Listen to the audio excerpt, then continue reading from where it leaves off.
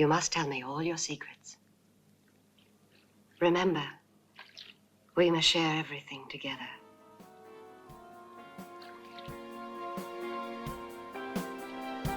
Everything.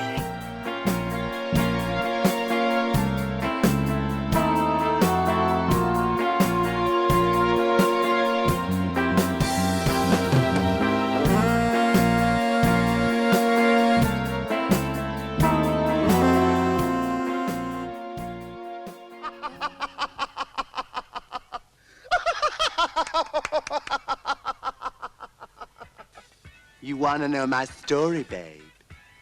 It's easy. This is the generation who grew up and forgot to lead their lives.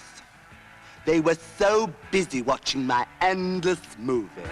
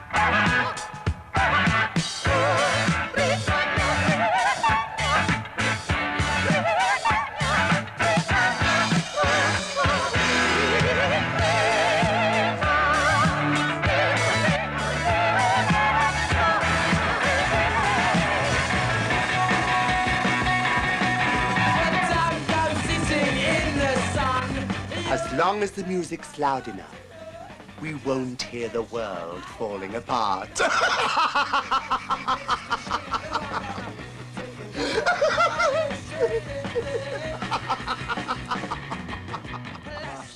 Hello again, everyone. This is Annie Rose Malamed, and you're listening to Girls, Guts, and Giallo.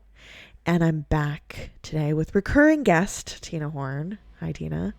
Hi, I'm so happy to be back. This is like my second podcast home. It's like my vacation home. Actually, yeah, you're like sort of Venetian blinds, like Nora Ephron kitchen. You're like white linen. I'm giving You're sort of vacation like home. cast. Yeah, you're like cast against type. So yeah, I feel like I'm, about to enjoy like a nice crisp Chardonnay and like, unwind and let all the troubles of hectic city life melt away. Like, can women have it all? I look like I have a seashell collection. You just need like a puka shell / pearl necklace. Wait, if a pearl necklace is when someone comes on your chest, then what is a puka shell necklace as a sex act? I mean, the first thing I think of is like a Roman shower. It's your puka shell necklace. Yeah, because you're puking because you're like hooking up with a hippie and you're like so full of self-loathing that makes your gorge rise. And that's a puka shell necklace, ladies and germs. You guys can't see me, but I'm wearing a very relaxed white linen shirt. and I'm in front of white Venetian blinds in my You look like you're house. in disguise. I do. Or you're like your own doppelganger. It's like regular Annie Rose is Isabella Rossellini, and like right now you're like the Laura Dern. I know. It's so weird. But I've been really into this white linen shirt. It's so comfortable. I feel like I'm on constant vacation. And It's it perfect. really doesn't jive well with the film that we're talking about today, but that's okay. Not really a vacation film, no. No. Not really a work week film either. It's sort of a blighted post-apocalyptic world, but we'll get into that. Yeah, I mean, I feel like this movie is perfect topic for you to talk about. You suggested it. I did. It's Jubilee, directed by Derek Jarman. And what was your first experience with this movie, Tina? I'm so glad you asked. I actually, right here behind me, have my Jubilee poster. I took Oh, it down just to, this is great podcasting, me showing you a poster, but I will describe it. It's a sort of screen printed looking uh, image of Adamant in the movie. I hope we'll talk a lot about Adamant in this movie. Uh, and it actually it features both some of the performers who we'll talk about, but it does also feature the soundtrack. So it, it says Adam and the Ants and Brian Eno and Jane County and yeah, I mean, so okay, so pretentiously enough, the first time I saw this film was when I was living in London. oh, I perfect. was going to King's College, which is where Derek Jarman went to school. Um, and I mean, so it was relevant to me in my like sort of Anglophile. It was like maybe the height of my Anglophile era. Actually, like fully like living in England, but um, it was also the I want to say I was deep in my punk era, but I've never really left my punk era. I think that it was, I was like 20 years old, and it was like the dawn of the 21st century, and I I mean it was basically like a period of time where the aesthetics and taste and ethos and lifestyle, for lack of a better word, of punk was defining my sort of individuation as an adult.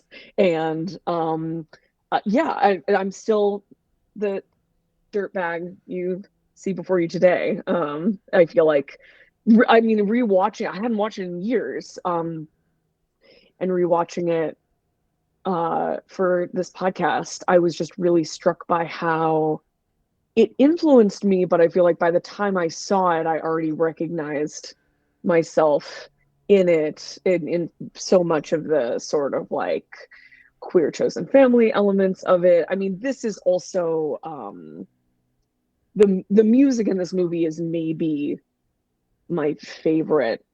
Like if I had to choose like one genre of music and one era of music, like late 70s punk would be it.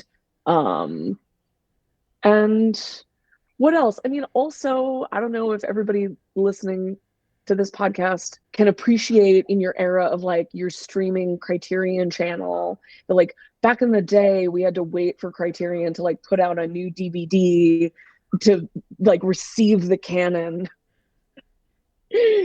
So it was very, but I mean, like I said, I was in my early 20s and I was like, just tell me what to think, Criterion. And and they did. I mean, even in the way that the sort of like highbrow or like the highbrow art films combined with the sort of sleaze-tastic movies that you cover on this show, and but then also every so often, like out of left field, it would be like, I'm trying to think of an example of a Criterion DVD that people were like, this you would consider this to be, in this sort of I like indie art house uh canon. Anyway, I don't know. I don't think they ever did like an Adam Sandler movie, but you know what I mean? It's like every so often it would be like, Well, oh, now, Freddie Got Fingered is on the Criterion Channel, exactly. and Perfect. Showgirls, and Yeah, Showgirls is probably like at this point it almost sounds I think that we Showgirls is maybe a great example of something that at the time people would have been like, this is trash. Are you now trying people to are like like, elevate this to yes. high art? And people are like, yeah, no, Showgirls. It's not controversial to say it's one of the great films ever made, right? Greatest Yeah. films ever made. Um, anyway, so that's my origin with Jubilee. What about you? It's very similar, except I wasn't in London. I watched this in my early 20s, and I, by that time, already recognized myself in it.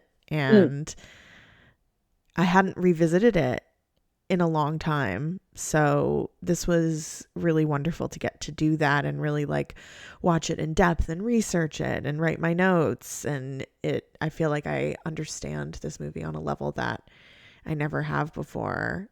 And before we talk about the movie, Tina, I wanted you to kind of reintroduce yourself and talk mm. about your current projects. Yes, thank you so much. Let's get the shameless plugging out of the way so that we can dive into the German cinematic universe. So I'm Tina Horn. I'm a writer and educatrix and media maker. And there are two projects that I really think that all of your listeners will be excited about that are coming out in this year, 2024, whenever people are listening to this. So one of them is a book that is based on my podcast. Both the book and the podcast are called Why Are People Into That? Annie Rose was a guest years ago talking about why are people into vampires. And so the book is coming out June 4th, 2024. So if you're hearing this before then, you can pre-order it. And most likely you're hearing it after. So it will be available wherever books are sold. I hope you'll go to your local indie bookstore or take it out from the library. I also did record the audiobook. So if you're finding yourself hypnotized by my dulcet tones, you can listen to 20 hours of me talking about filth on Why Are People Into That? A Cultural Investigation of Kink, the audiobook. And let's see. I feel like maybe even in one of the podcast episodes that we did, it might have been Hellraiser. I think I might have alluded to the fact that I was starting to work on the book and that I was secretly making it a book about movies. I mean, that's sort of my like scoop that I'm going to give your listeners is that it's being why are people into that? The book is being marketed as a like a book of cultural criticism about kink, which it is, but like for example, I've already talked about Blue Velvet, or alluded to Blue Velvet here, and I know you did an episode on Blue Velvet recently, and like the beginning of my chapter in Why Are People Into That on fisting is me talking about being actually roughly the same age that we were just discussing when I first saw Jubilee sitting in the back of a Gothic literature class in college, watching Blue Velvet in conversation with like the monk in Castle of Otranto. And there were these three goth kids sitting in the back of the class with me. And our professor was like, what do you think that he's doing to her, in the infamous scene where Jeffrey's in the closet watching the encounter between Frank and Dorothy, and nobody said anything. And then these goth kids who, of course, there was like this gaggle of three androgynous kids that I was always too shy to actually talk to, but I had a crush on like all of them together. It's like they were one being with like three heads, that kind. And they all just kind of looked at each other and said in unison, he's fisting her. And I was like, I didn't know what fisting was, but I was like, I want sex to be this dangerous and this criminal and this scandalous and this, I don't know, like connected to a weird surreal dreamscape. So anyway, that's just like an example of what you'll find when you read Why Are People Into That, the book. It's like, yeah, you'll be better at sex after reading it, but it's also like, when I think about like cash fetishism and financial domination, I think about, speaking of showgirls, I think about movies with strippers in them, and I talk about Jennifer Lopez in the movie Hustlers, and all kinds of like personal experience and literature, but yeah, just like music, but a lot of movies, because like you, that's sort of how I see everything in the world that is important to me, especially sex. And I don't know, I see the project of Why Are People Into That, the book, is kind of like, well, if people who are fans of food can write books about food, and then other people who like food want to read a book about food, then like, why can't we do the same thing with sex? Or like, people who like sports will read books about sports. They don't always have to be like, here's how you hit a ball with a bat. Like, it can be like, let's celebrate this thing that we're connoisseurs of together because of the pleasure of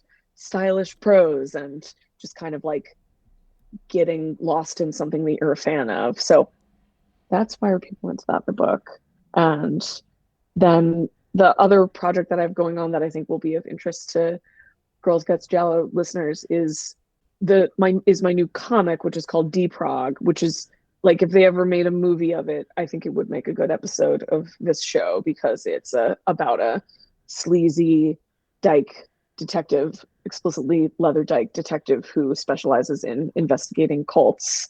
And Cool. yeah, and her office is in the back of a video store, so there's a lot of like sort of, like in jokes of the posters on the walls of like both cult movies in both senses of the word, like movies about cults and cult cinema, and also just like problematic erotic thrillers. So those are two things that are available now wherever books and comic books are sold. So if you want to find out more about me and my work, you can go to tinahorn.net or follow me on Instagram at tinahornsass. And that's it. So that's enough about me. What do you think? Your Deprog comic dovetails really nicely with the party that I'm throwing in June, which is if you'll probably not be listening to this at the time, people usually listen to this much later, but I throw a sex party in the Bay called Dykes of Darkness, and it's an homage to cinema. And my idea for the party is, we're making our own movie, and filled with people we want to see. And the next theme is each party has a theme, and the next theme is erotic thriller. So Perfect. Okay, so you need to have like frosted windows and Venetian blinds. I need Venetian blinds. I need glass blocks. I need That's what I mean by frosted windows. Yes, yeah, I those need glass blocks. a glass blocks. Ugh, I wish I had glass block wall in my home, but yeah, I need. I could make it happen. Yeah, so that's happening in June here in the Bay Area. But yeah, let's get into talking about Jubilee, because I have fucking 20 pages of notes.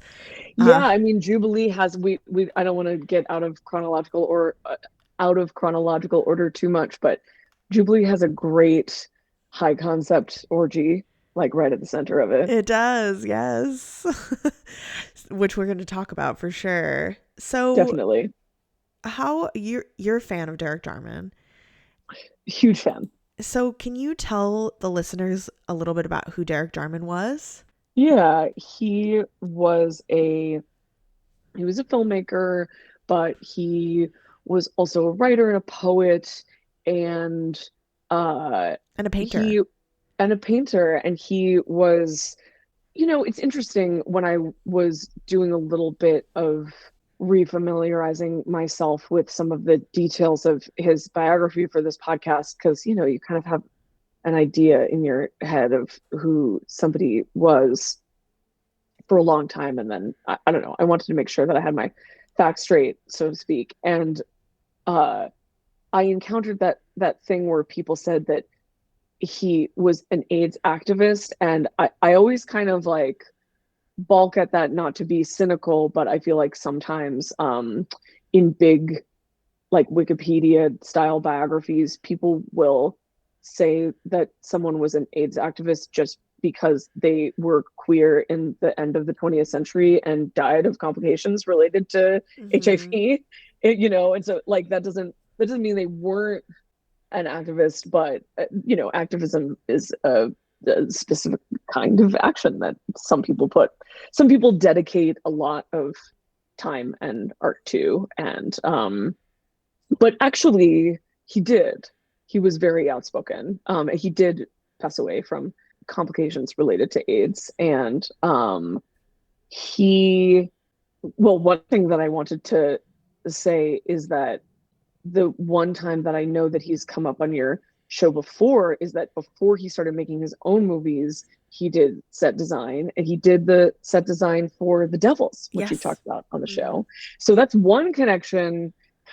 That's one way that we're like folding back in the space-time continuum with your podcast. And then the other, which we'll get into, I'm sure, is Rocky Horror Picture Show, because there are several like major figures from Rocky Horror Picture Show in Jubilee.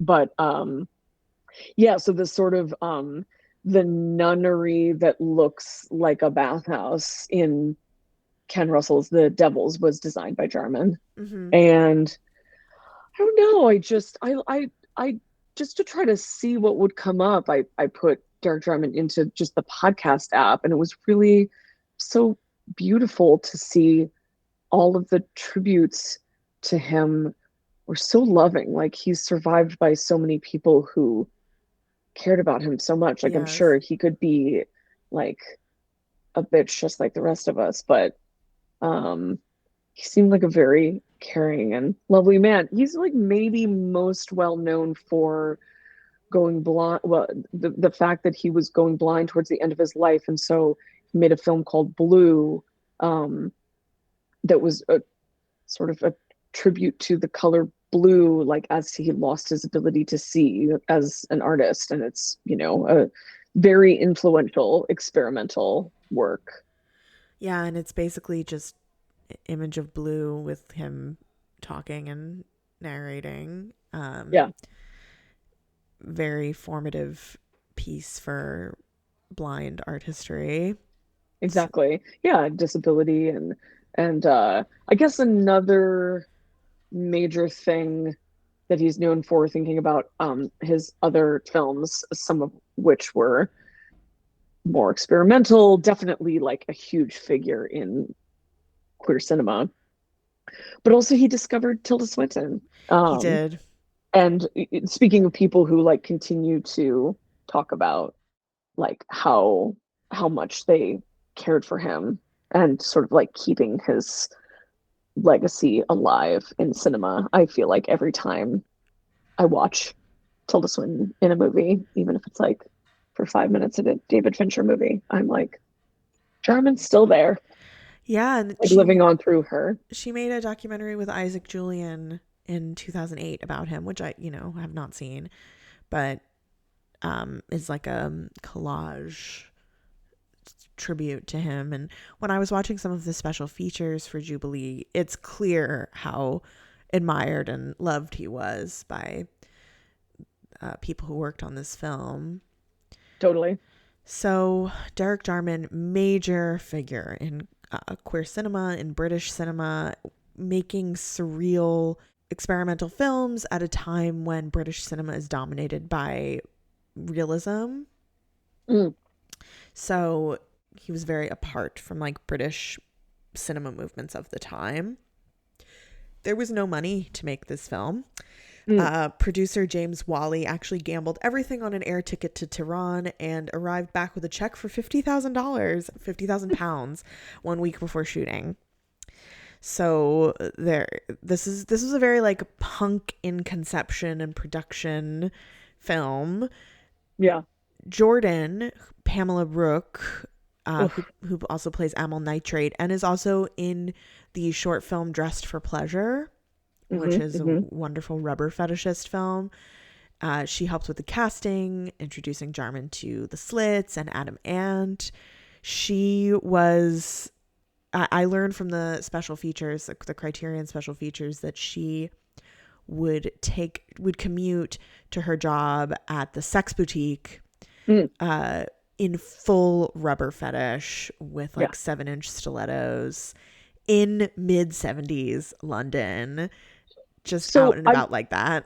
I mean, I really want to talk about Jordan. There are so many fascinating figures in this movie, but Jordan, who passed away only a few years ago, is one of the most important and seminal figures in the actual origin of punk as a music movement, as an aesthetic, as a ideology, and so many things that if you ask the average person on the street, like what are the looks that you associate with punk and to a certain degree glam rock, Jordan just fucking invented.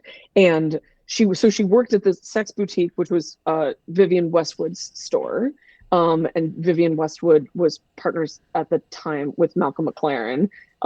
And so just like so much fashion and so much music, including the Sex Pistols, like had their beginning like at this shop. And so Jordan is sometimes like called like the shop girl or the assistant, but it's very obvious once you start to read about her that she just decided that she was going to dress in these really extreme and like in your face and confrontational ways with the big bouffant and the the kind of this sort of like Ziggy Stardust, Susie Sue style like face makeup, just like big extreme like shapes on the face, like distorting the face. And yeah, definitely like the overlap of fetish gear and punk music, and like even the idea of like taking safety pins and putting a bunch of different like falling apart clothes together. That was all Jordan. And I'm so glad that she's in this movie because I feel like you can see her vitality and her intelligence. And like I was reading something about how the most important thing to Jordan was like what it meant to her to like get dressed and commute on the tube to work in, like she didn't like put on regular person drag and then like go to work where she could then, it was like advantageous at that job to dress that way, right? But she like dressed that way and then rode the tube. And that she said that it was important for her for women to seem threatening. That seems very that's what we're all about here. That's so on this podcast. So GGG like, core. Yeah, exactly. And like, I think that we really have to pause and think about what in the mid to late 70s, what it meant for someone to dress in a gender nonconforming way that at the time, like just not being buttoned up was so taboo and so confrontational, and to like live your life every day that way is really what punk is all about. And there's like, there's some stuff that we could critique about that, in the sense of so many of these people in this nascent punk scene that we're talking about might actually have had like social mobility to be more safe, and chose to put themselves in unsafe situations and to like represent something dangerous, and that it's a privilege to be able to do that. So much of this aesthetic is like gutter punk, or not gutter. I'm even using that term to describe it, like the idea of like, oh, I don't have a home, I can't afford clothes, like everything that I have is falling apart, like even if they could have afforded that. And some people like don't have that choice. And I think that that's important to talk about, especially when we get into like Vivienne Westwood like hating Jubilee and Well, critiquing it. Derek Jarman was really critical of punk in this film, Yeah. which and that aspect in particular. I mean, Derek Jarman was like so punk without being a punk.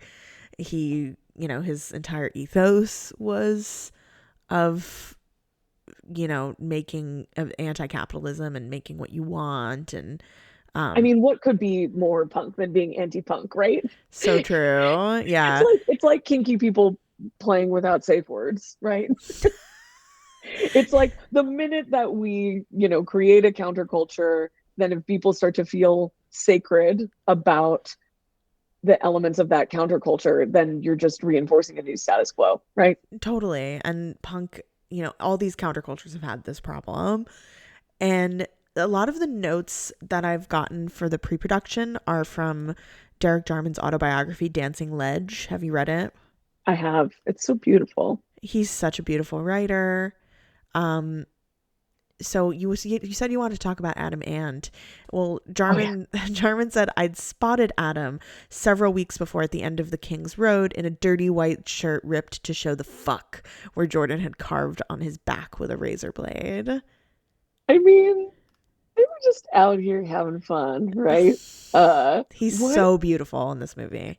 I actually really did want to ask you, because of course a running bit that we have whenever I'm on your show is my perverse attraction to British white guys and character actors. But I feel like for the most part, all of the weird looking British guys in this movie are androgynous enough that you might even like kind of, be on board. I was pleased. Yeah, I mean, I'm definitely attracted to everyone in this movie. I did actually also, okay, so much to say about Adam Ant, but I am hoping that we can play a game of ranking who, like, maybe our top 3 people that we want to fuck in this movie. Because this movie is very blatantly sexual, which, I mean, that's just one of the many things that I loved about it from the minute that I saw it, is that I just really appreciated that it's not like sexual tension or sexual allegories. It's just like people fucking and like raw desire, and then like definitely a combination of sex and eroticized murder, which we love. And everyone's just very like literally horny, not just sort of like there's no that the sort of stereotype of the queer period film that is just like full of yearning and like people looking at each other across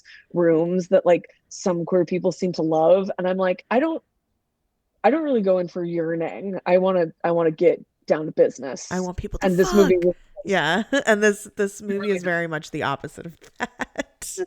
So off the top of your head, top 3 people that you want to fuck in this movie.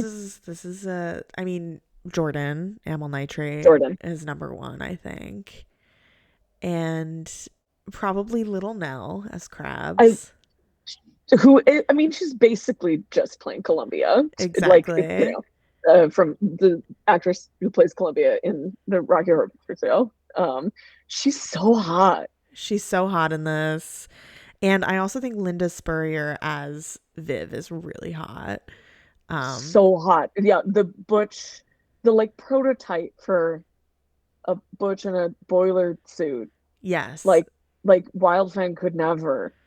Wildfang could never. Yeah, that's like my top 3, but honestly, I would fuck anyone in this film. Like I would like Viv having a threesome with Sphinx and Angel is so hot. I would love to be in that. Who are brothers apparently. Who are brothers. So, yes, I would love to be part of that.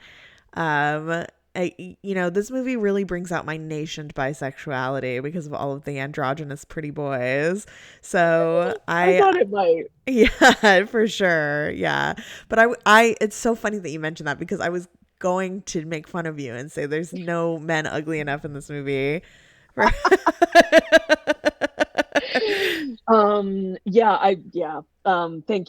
you for making fun of me in that way. Well, so I did want to let folks know who don't know, there is this very famous shirt that Adamant was photographed in a lot that is, yeah, very Annie Rose coded. Do you know the shirt I'm talking about? Probably. So it's a white shirt and it's screen printed. It says, "Beat me, bite me, whip Yes. me, fuck me, like the dirty pig that I am. Come all over my tits and tell me that you love me, then get the fuck out." So good. I mean, has We need those anyone ever shirts. said it better? Yeah. I know.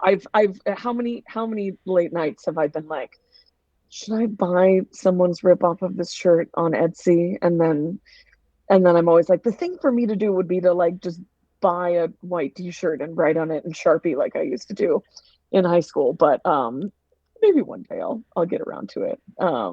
But Adam Ant, I I mean I love Adam and the Ants, King of the Wild Frontier, and Prince Charming.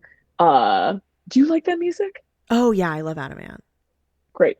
I feel like these days maybe people associate him with this sort of pirate era that New he went through shortly romantic. after the Yeah. yeah, exactly. But yeah, who has ever looked more fuckable than Adam Ant as the kid in this movie? And also everybody in the movie is like, yeah, that's kind of what you're good for. He's kind of like the ingenue of the movie, He where is. everyone wants to just like consume him, Well, and he just kind of looks bored. who are your top three?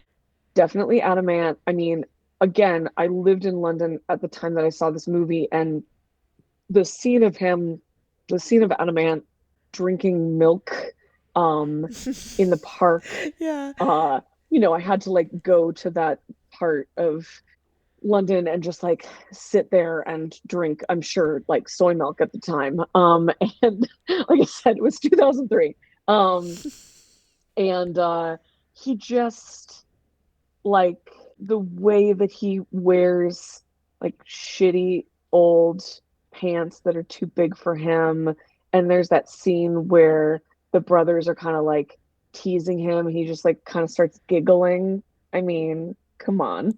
Uh, and then him like lying on his stomach on the mattress, watching Top of the Pops, and then you get to also see him perform, and you really get to see like how much punk was a look, but it was also a way of performing that was taking, like rock and roll, which was, I mean, it's so wild to wrap your mind around how new the like white appropriation of black music and performance was at the time, and how the punks of London through Malcolm McLaren, and then Malcolm McLaren like going to New York in '77, and like then the New York Dolls and the Velvet Underground and everything that was going on there at the time, like just the way that people were screaming and singing atonally and writhing around, like, I mean, that was ground zero for that. And it's still exciting after, like, for me, after like being in punk bands and listening to this music for most of my life, like it is still exciting to rewatch this movie and to see Susie and the Banshees, to see Adam and the Ants, to see the Slits don't actually perform in the movie, but I mean, destroying a car is basically the same as performing a punk song, right? And Jane County, which of course we have who we have to talk about, especially in the legacy of the queerness of punk. And this is like Brian Eno is like fresh off of Roxy Music and just starting his like ambient music, and this is his first film score. And you can find that in places that you find music online. And I'm a huge Brian Eno fan, so like his the sort of like sound textures that are so different from the like screaming three chord punk, but still feels punk again, like we were saying, in its sort of in its ethos of like pushing against the status quo. Anyway, Adamant, so hot. There's a moment that he like jumps out from behind the docks and like smashes a cop with a bottle that he found on the ground, and it's just like, yeah, one of the all-time great fighting back against cops scenes. I mean, it's just untouchable. My top three people that I would fuck, that definitely everyone that you've mentioned. I mean, uh, Tanya Wilcox is kind of not my type in her styling in this movie, but I love her attitude. I found a trivia fact that she chose that part because it had the most lines, which is very Yes. me coded. She says that in the special features, and Jarman says Toya Wilcox arrived out of the blue one afternoon in a long black dress, lopsided haircut with a scarlet bang. She was so enthusiastic it was impossible to refuse her. And actually on the set there was some contentiousness because Jarman had mixed like theater actors with actual punks in the punk scene. Yeah. And some of the punks were like, you just made this like build a punk with Toya Wilcox because she was not punk. She had no idea what it was.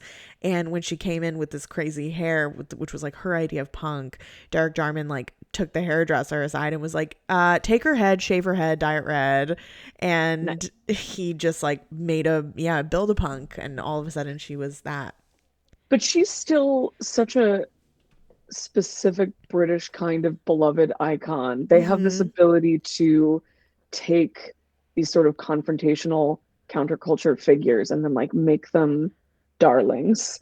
And she's like still married to Robert Fripp, who is like very much a musician in the Brian Eno world. And she's still around. I like her attitude in this movie. Jenny, is it Runacre? Yeah.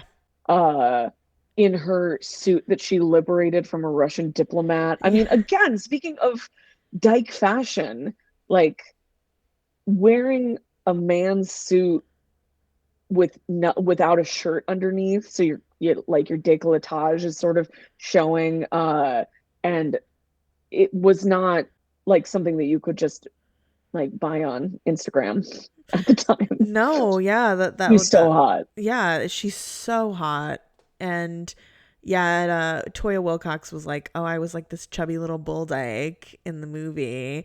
And Toya Wilcox is actually wearing this jumpsuit that has the final lines from the movie Psycho written on the back.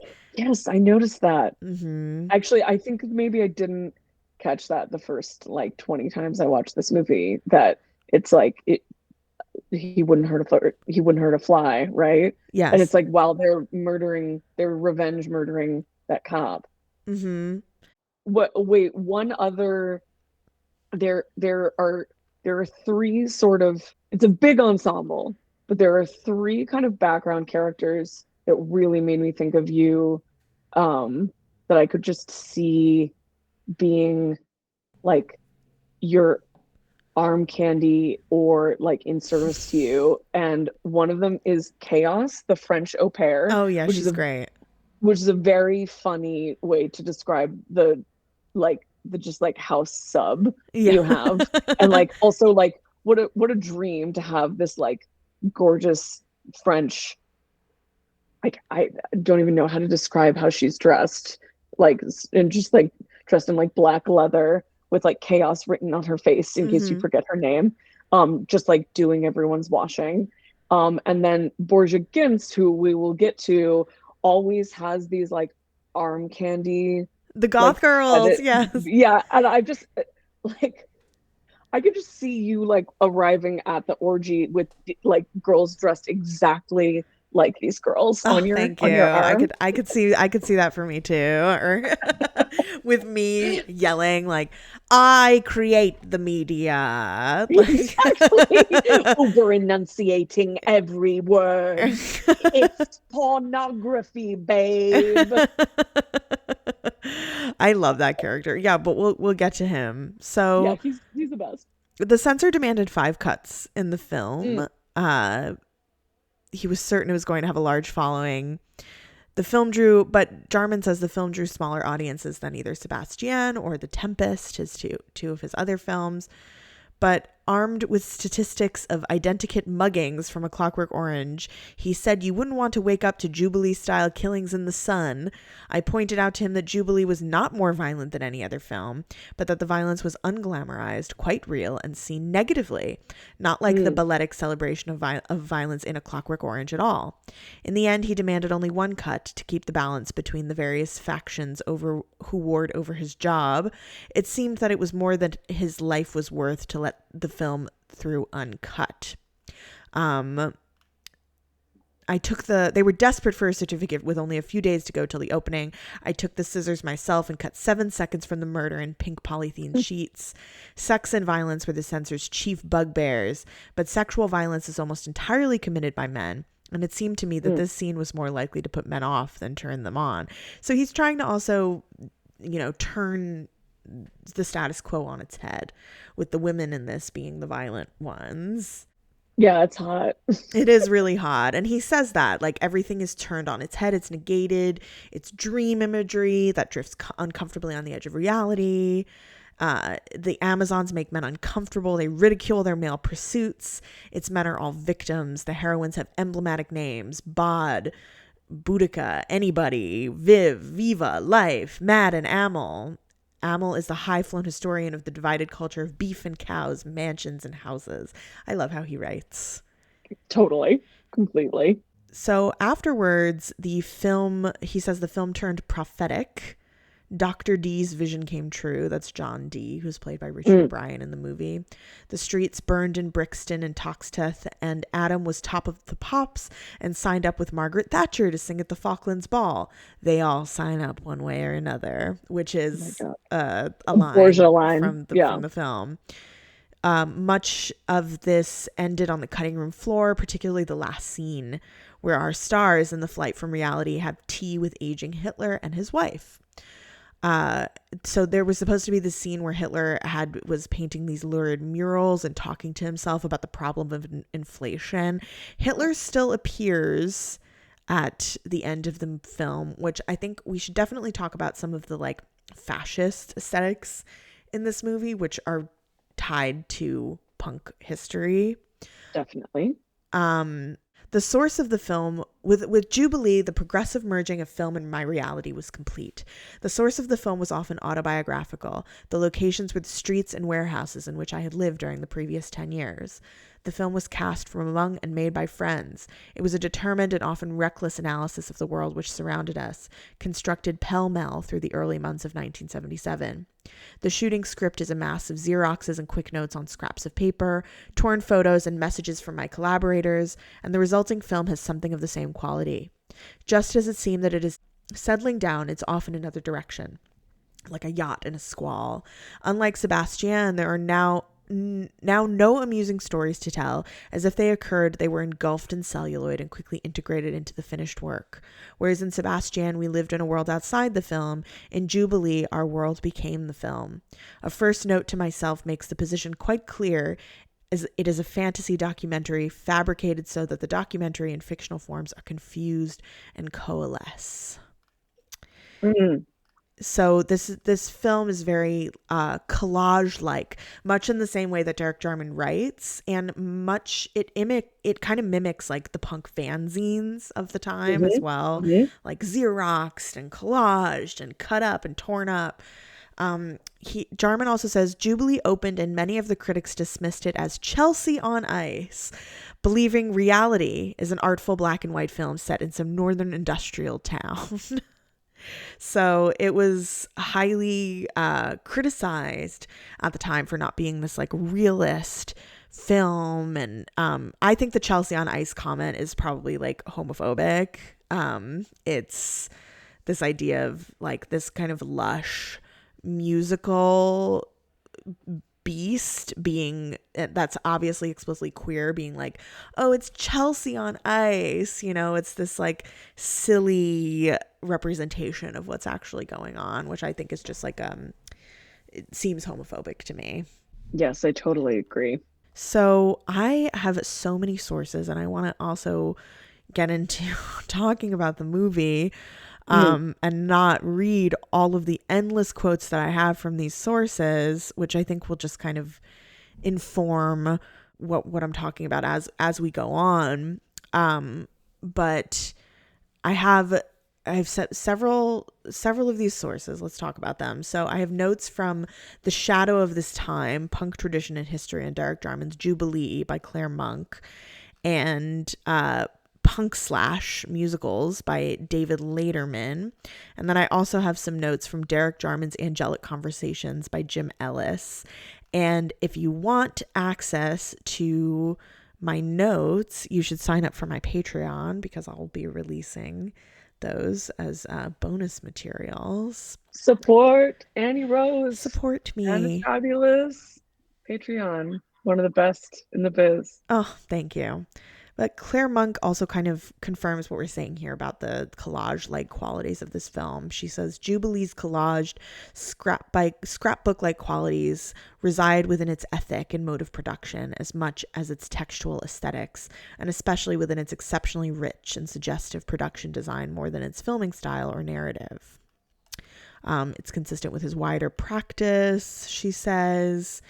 Jarman notably conjured Elizabeth I to 1970s London from 1597, a year when the Virgin Queen was 64 years old, at a moment in British history when the silver jubilee of her shadow, Elizabeth II, coincided uneasily with a mood of economic, social, and political crisis, the rumbling of Republican critiques of the monarchy, and the punk explosion, which I feel like is very important political context for the use of a Queen Elizabeth in this film. Also, what do you think of that framing device of Queen Elizabeth and John Dee and Ariel, the magical creature from The Tempest? Well, I think and her like lady in waiting. Mm-hmm. Just like traveling through time to this sort of dystopian London. Well, I think that it recalls this really famous punk image of Elizabeth II with her lip pierced by a safety pin that was produced by the Sex Pistols graphic designer Jamie Reed and was sold by Vivienne Westwood and Malcolm McLaren as a t-shirt designed at the World's End boutique. Which, like, we just really need to put out there that the whole idea of punk as authentic is a total fallacy, which doesn't necessarily make it a bad thing, but it's really important if we talk about the idea of white masculine rock and roll as being real and about real things and produced in an artful way, an auteurist vision, as opposed to the more feminized punk. Even comparing, like, I'm fond of comparing the Sex Pistols to the Spice Girls, because a lot of people would say that the Sex Pistols were, the realest band ever, and the Spice Girls were the phoniest band ever, but they actually were put together and produced in terms of in the exact same way, in terms of, okay, we need this one and this one and this one, let's put them together and just encourage them to act like themselves or act like exaggerated versions of themselves, but also in the sense that their songs and their performances of the songs and the merchandise that you could buy related to them was all produced for consumption by impresarios. And not that there's anything wrong with an impresario, but that's just always something that we have to keep in mind when we talk about the very origins of punk as a movement across all of these different mediums. So true, so important. And I also just have to agree with Monk here that the Elizabeth I history and being like the shadow of Elizabeth II, it also in Thatcherite England, but it also recalls 1950s Elizabeth reign, where there was this official state-driven moral Rearmament campaign, which was this like post-World War II cleanup of Britain's sexual morality and family values for the 1953 coronation. The realities of this decade included homophobic media witch hunts, intensified police harassment of gay men, stitched up arrests for cottaging of prominent public figures like the actor John Gielgud, and the 1952 prosecution of the computer innovator and World War II codebreaker Alan Turing for homosexual offenses, and his treatment by chemical castration, which led to his suicide in 1954. Britain's new Elizabethan age was a very dangerous time for queer people, and I think Jarman, it's like his reclamation of history. And there's this idea of reclamation of British history in his entire oeuvre, where he wrests English history away from the Conservative Party. And this would later be used against him in 1988 for another film. So I think that this is like it's a critique of contemporary English society and also an attempt to wrest history away from conservatism. Yeah, I mean, the Queen Elizabeth, who's played by Jenny Runacre, who also plays what is the sort of matriarch of the queer punk family? What is her name? Bod, right. That's so interesting. Like the difference between those characters is so interesting. The way that Bod is sort of imperious in this very anarchist, violence instigating way, and also androgynous. Mm-hmm. But the Queen Elizabeth stuff it feels so jarring with everything else, but I kind of love it. I mean, it's very camp. Yeah, absolutely. It's very camp. And once we do like our little scene by scene breakdown, I think we'll probably dissect that even more. Jubilee I also want to mention that Jubilee is Jarman's second feature film, and it was developed from a short experimental Super 8 film also featuring Jordan.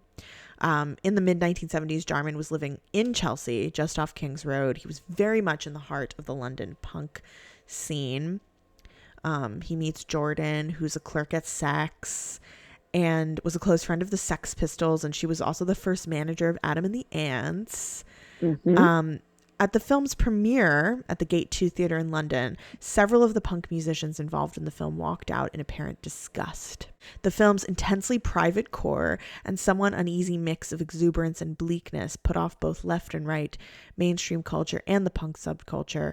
Most reviews, including those in the music press, were negative, and punk fashion designer Vivienne Westwood, one of punk's highest profile figures, as well as Malcolm McLaren's partner in Sex, later known as Seditionaries, produced a t-shirt protesting the film.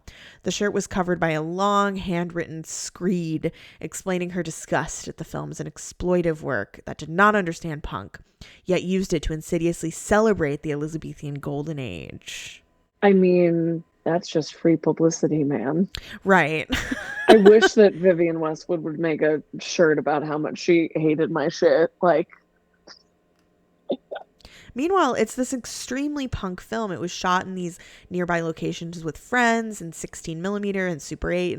And it was really guerrilla style filmmaking. Jarman had no permits to shoot at Butler's Wharf or the South Wark at the Victoria Dock areas. It freely mixes narrative, documentary, and essay. His filmmaking has all this in common with punk's approach to music. Totally.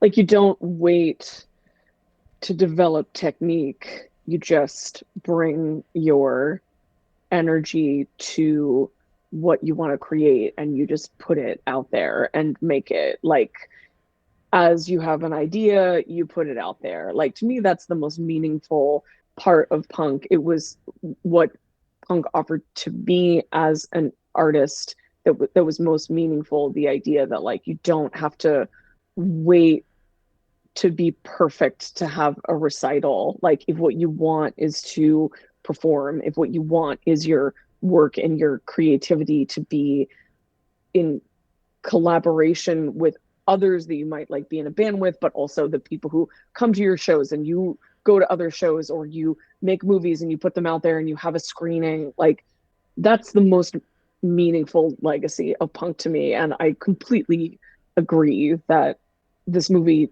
represents that and also puts that message out there, both implicitly and explicitly. Well, and Jarman, you know, he has this attraction to these apocalyptic locations, which is very punk, this impulse to rehabilitate that which would otherwise be discarded. The film was also produced, distributed, and exhibited beyond traditional funding sources and commercial networks. So it's got all of the ethos of punk, which is like this violent rejection of mainstream and models of identity. So I have so many more notes, but I actually just want to get into notes on my sources, but I just want to get into the scene by scene analysis that we do on this podcast, and I'll bring those in where they're applicable. So we open on this a little person actor playing the lady in waiting. I believe this is Helen Wellington Lloyd, dressed in period garb with two hounds in this idyllic setting. Jarman loves an idyllic setting. He loves gardens. He has this movie called The Garden, which is about the death of Jesus Christ. He thought of the garden as like this idyllic space, and this comes up again later in the movie. In this sort of shadowy castle setting, the lady in waiting hands Jenny Runacre, who's this South African actress who's also in The Passenger and The Witches. She's God, you're right. Yes. I mean, of course you're right, but I just made that connection. I didn't make it until I looked her up, and she's playing Elizabeth First. I know the costuming was also extremely punk. The costume designer just made this costume out of like wooden boards in her corset to like make this huge collar. And she's drinking out of this chalice, and she's talking to John Dee, her advisor, who's played by Richard O'Brien, who wrote Rocky Horror Picture Show. And they're talking about the nature of time and the passage of time, and it's all very Shakespearean. But also, you know, they're getting into the time slip. Exactly. Yes, exactly. The time warp.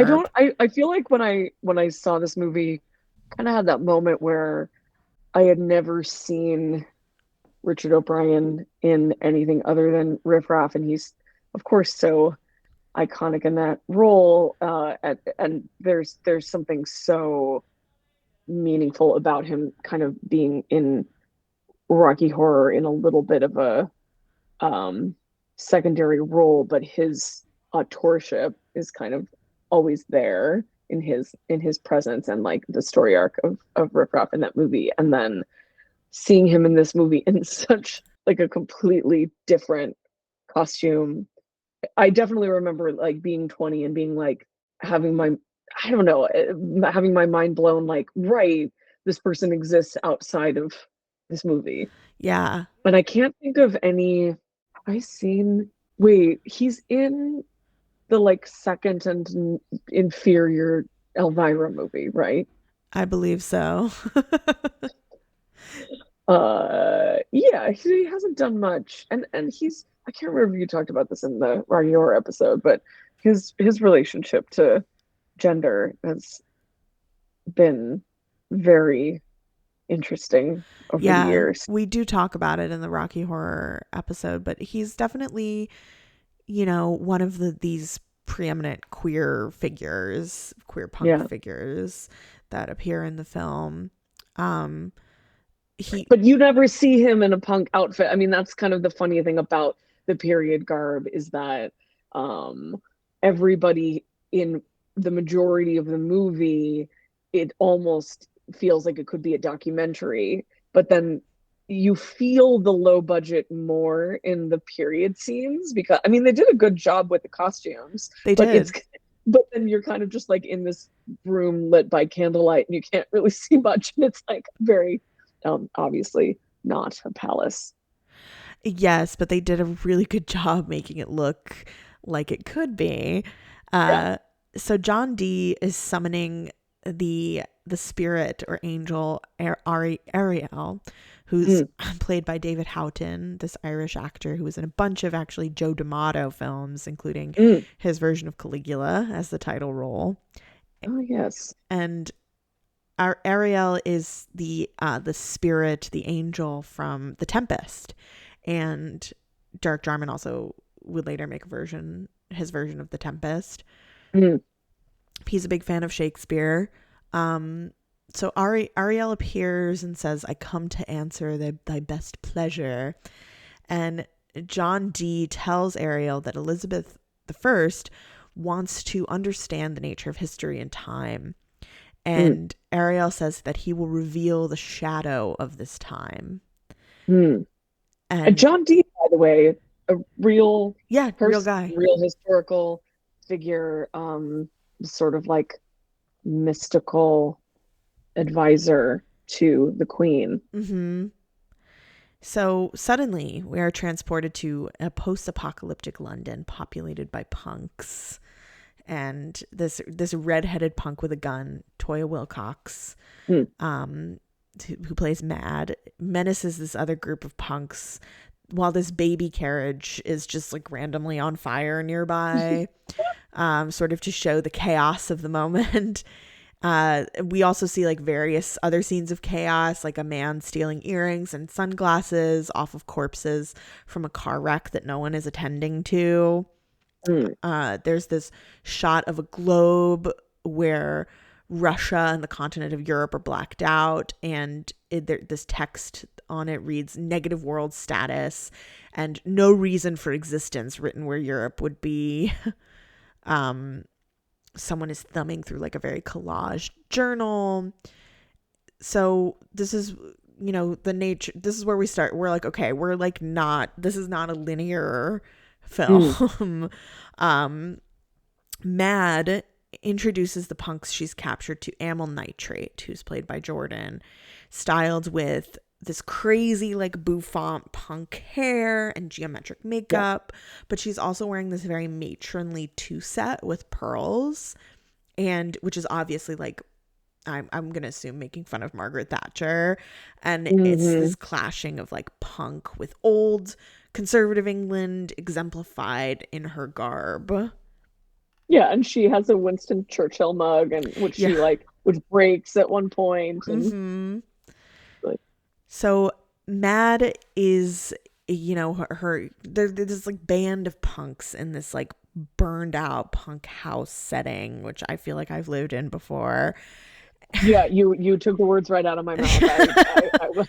I was like, when I first saw the movie, I was like, oh, is this supposed to be like a weird place that they live? That's just like where people live. Right. I think like also when they were shooting it, it really was just like a place people were hanging out. Yeah. So, even there's this sort of almost like lofted room that you can imagine, someone like in Oakland charging somebody $600 to like live in that little like precarious platform, because it like sort of ostensibly has like a door that closes, but then like a window that looks it's out a loft. The warehouse. Yeah, it's a loft, exactly. But then like some people are just on a mattress on the floor. So Mad says that amyl nitrate is going to tell the entire story of her misspent life. That she's their heroine. The world is no longer interested in heroes. We know too much about them. Amyl nitrate actually also references in this scene "Don't Dream It, Be It" from Rocky Horror. So that's another Rocky Horror reference. She's delivering this kind of diatribe speech about art and fantasy, where she talks about how her heroine is Myra Hindley. Myra Hindley was this female murderer who helped her husband, or I think it was actually just her boyfriend, Ian Brady, murder and rape children. Yeah. So I feel like this really ties into Punk's problematic, I hate that word, but I don't know what else to say, relationship to like Edge. This, which I think also the fascist aesthetics, like for example, you know, there's this collapsing of history where Amel says at one point, what separates Hitler from Napoleon and or even Alexander. There's this like a reverence that happens. This idea, it's not because punks like love Hitler, it's to shock the mainstream. You have to remember we're in a very different historical moment. Like people are still alive from World War II, and it's, you know, verboten to make these kinds of references. So they're really there to like shock polite society. Yeah, man. I mean, I've always this is it's like a perennial discussion. By the way, I don't know if you can hear my neighbors yipping dogs, but apologies for slightly, but you know, whatever. This is this is we're making this podcast is punk way. Yeah, exactly. Just want to put it out there that my dog doesn't sound like that. My dog is cool as a cucumber. Anyway, mine is chilling too. Yeah, exactly. Is it punk to be chill, fellas?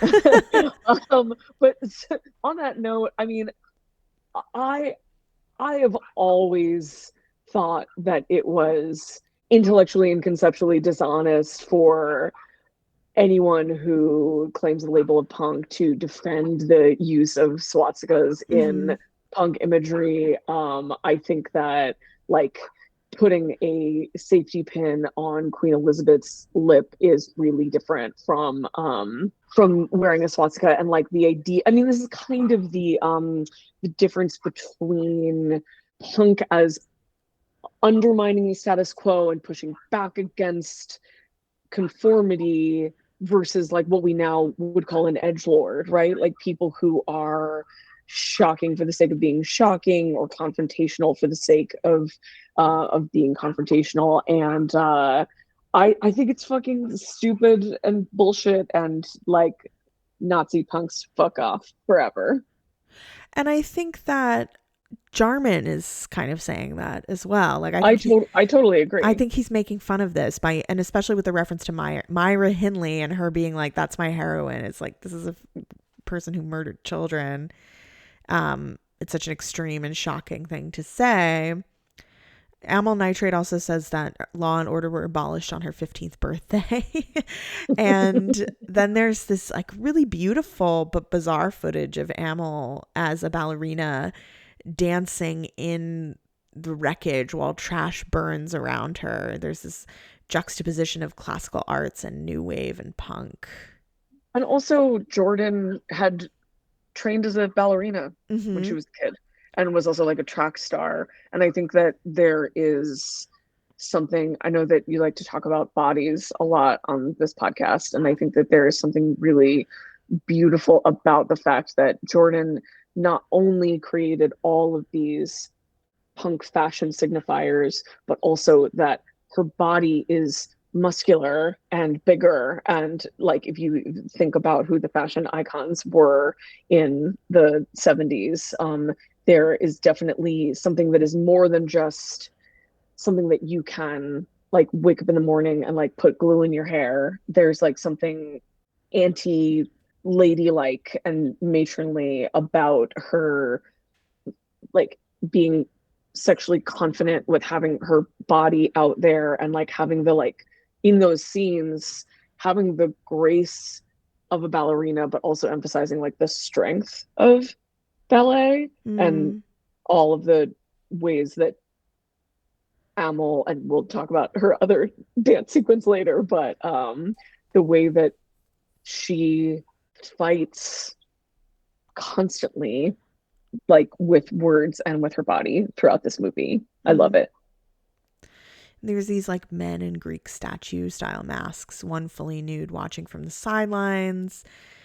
And now we cut to Amyl in this library kind of setting again with this blacked out globe, and she's talking about history. And Amel is, we sort of start to meet the cast of characters. So Amel says Mad is a pyromaniac, thinks she's a revolutionary. She says the boys in the bed, because there are these two naked boys in a mattress on the floor, are Sphinx and Angel. They're played by Carl Johnson, who's a Welsh actor, and Ian Charleson, who is a Scottish actor who was in Chariots of Fire. And we see these two guys in bed together eating, flipping through a newspaper, and we learn later that they are the incestuous brothers. And isn't there one point where Mads like sits on the bed and they're like, "Oh, you sat in the lube." Yeah, he's like, "You sat your fat ass in the lube." And over at the wash basin is Chaos, the French au pair, who's played by Hermine de Morian, who was a French singer and tightrope walker. Yeah, there's a scene for tightrope walking a tightrope. Yeah. Amel says life is chaotic in this environment. They're surrounded by idiocy on every side. We see these newspaper collages featuring Hitler. We see these two women like kind of frolicking chaotically in a field, and we hear these gunshots in the distance, and then we see a woman dead on the ground with this large diamond in her hand, and a child picks up the diamond. Now we're back. You can see that you can even just hear from this description how chaotic this film is. We're back at the punk house. I'm just going to call it the punk house. And Amel breaks her Winston Churchill mug. Mad sees what Amel is. She's writing something, and it says "Teach Yourself History" by Amel Nitrate. And they start reading from it, and it's this really like humorous punk retelling of this truncated history of England, where it all began with William the Conqueror, who screwed the Anglo-Saxons into the ground. So themes of history, right? It's a huge in this film, specifically English history. Chaos is shining a motorcycle. Angel and Sphinx are still in bed reading newspaper. Mad is tearing up pages. Mad collapses into bed with Angel and Sphinx, and that's when they say, "You've sat in the KY with your fat ass." I was really interested about how Mad is sort of supposed to be fat. And that's something she mentions again in her interview for the special feature. She's like, "I was this chubby little bull dyke." And I'm like, I guess compared to, like, to your point, to what you're talking about, I guess compared to like the wayfish icons of the 70s, sure. I mean, also, haven't you noticed that fat is sort of an insult that people will levy against someone who is butch, or usually like a AFAB person who is butch? It's sort of comparable to sissy, where like butch is not quite the, because of gender double standards. It's like when people are confused by a butch body, they're like, I want to say something derisive about you, but all I can think of is fat, like even if someone is not particularly fat. That makes sense. Yeah. Or like bull dyke. That's another. Yeah. Angel, the doorbell rings and Angel answers the door naked. Toya Wilcox was shocked while they were shooting this scene. Because they rehearsed it clothed, and she had never seen a naked man before. So she was a baby. She was only like 19. Oh my God. This woman in a suit who was in the field shots enters. This is Bod, played by Jenny Renacre, the same woman who's playing Elizabeth I. And what do you make of her dual role here as Bod and as Elizabeth I? Like, why is that same actress used for both those roles, you think? I'm not sure.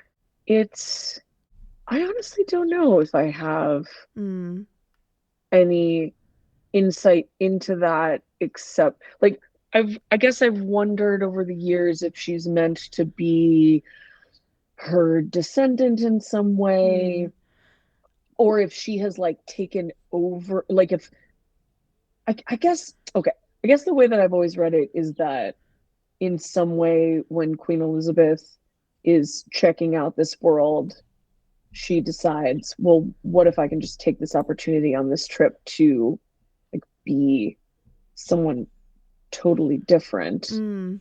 But I don't think that that is actually what's happening. I mean, it does sort of speak to the like surreal and often confusing Yeah. narrative of this film, even if you've seen it many times. I don't know. What do you think? I think it's her shadow self. Mm, I think that Ariel says, I'm going to show you the shadow of this world. And I think it's a different iteration of her, perhaps a reincarnation of yeah, her. I yeah. think she's like the matriarch of this group. And it's, Jarman was also, I think, very interested in this idea of like other selves and shadow self. And I think that I mean, that's, she's also very like she's always, like I was saying earlier, she's always instigating violence. So I guess yeah. And I think that it's like the apex of just like royalty boiled down to its like most basic concepts of violence and conquering. mm, And she's like, some of the first time we see Bod, she's like donning this crown, and she says she captured it in Deptford, and she's like, it's high fashion.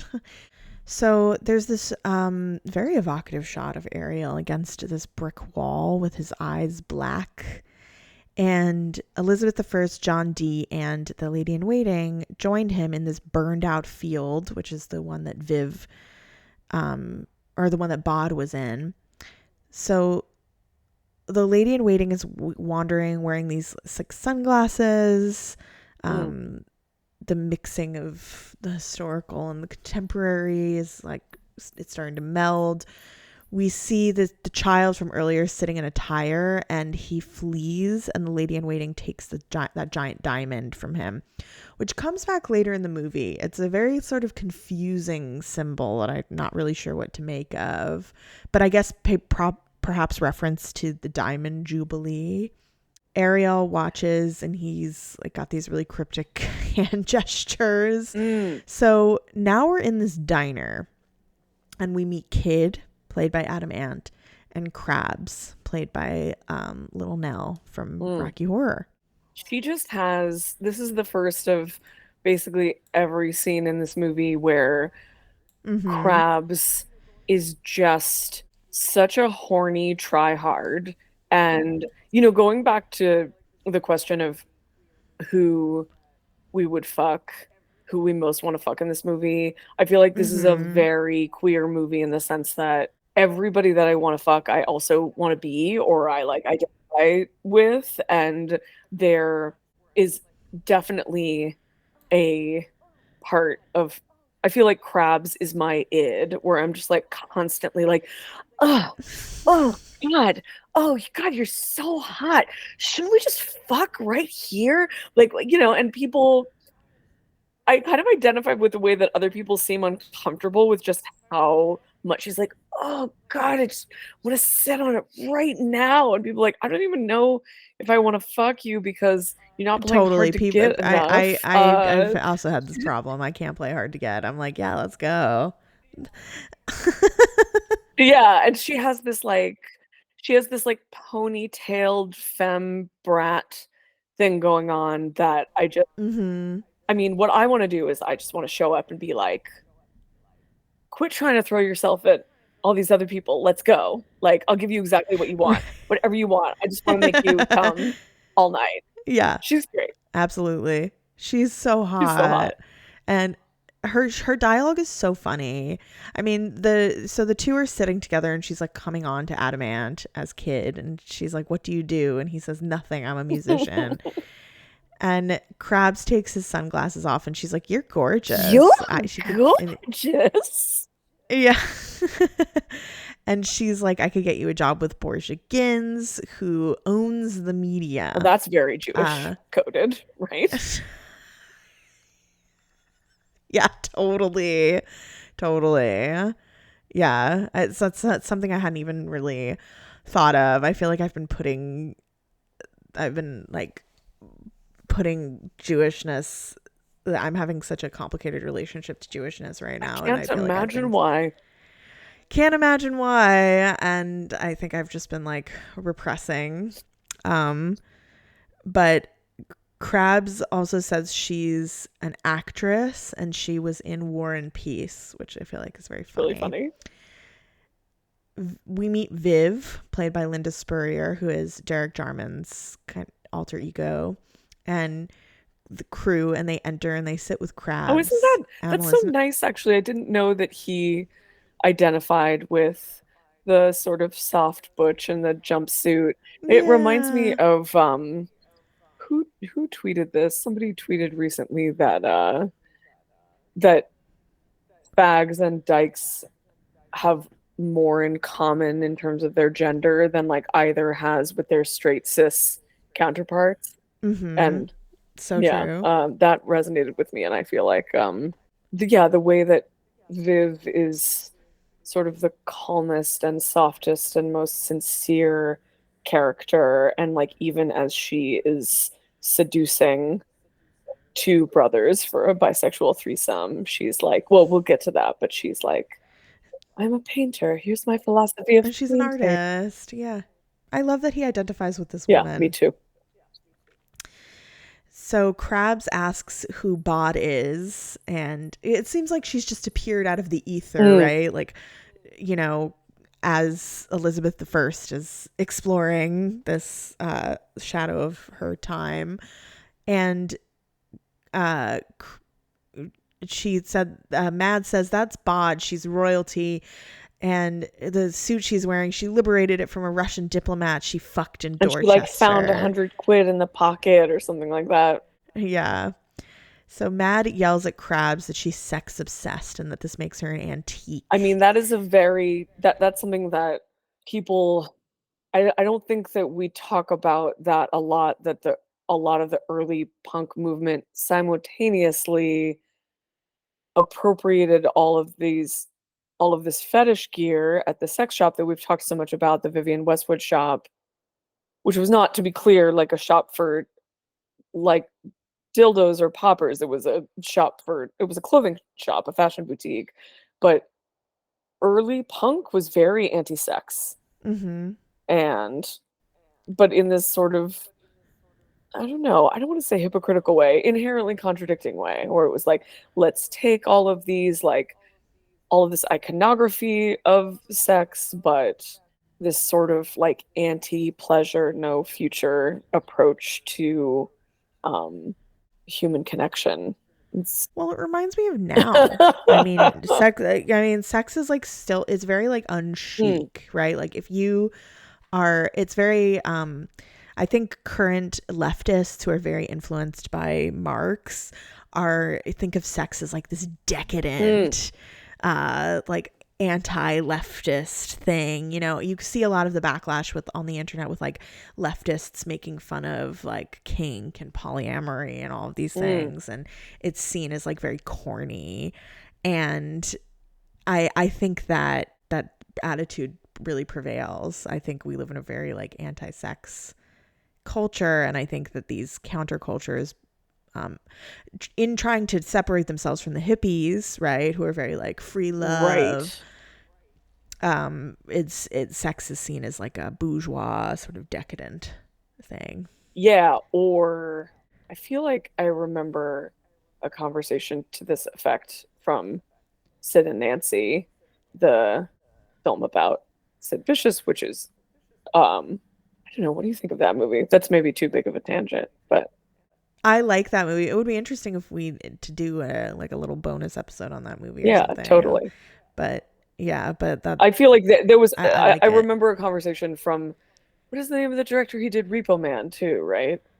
Oh God, I should know, but it's escaping me. But yes, I feel like there's a conversation about how sex is for hippies in that movie, and it was maybe one of the first, because like in the 90s and early aughts in Northern California, I feel like punk and hippie had kind of fused in a way in my like young adulthood, in a way that I like sort of now refer to as nature punks. But yeah, maybe it's not so much. I mean, I think that it's true that they were related but different countercultural approaches in the 60s and 70s. And in some way, punk was a response to the failed promise of the 60s. Absolutely. The nature punks thing kind of reminds me of like the Annie Sprinkle Ah, ecosexual yes. movement. And yeah, there's this, I think, this very, I mean, I also, have to, a lot of these people are on heroin, and heroin makes you not want to have sex. Right. So Right. that's also, I feel like part of what's going on here.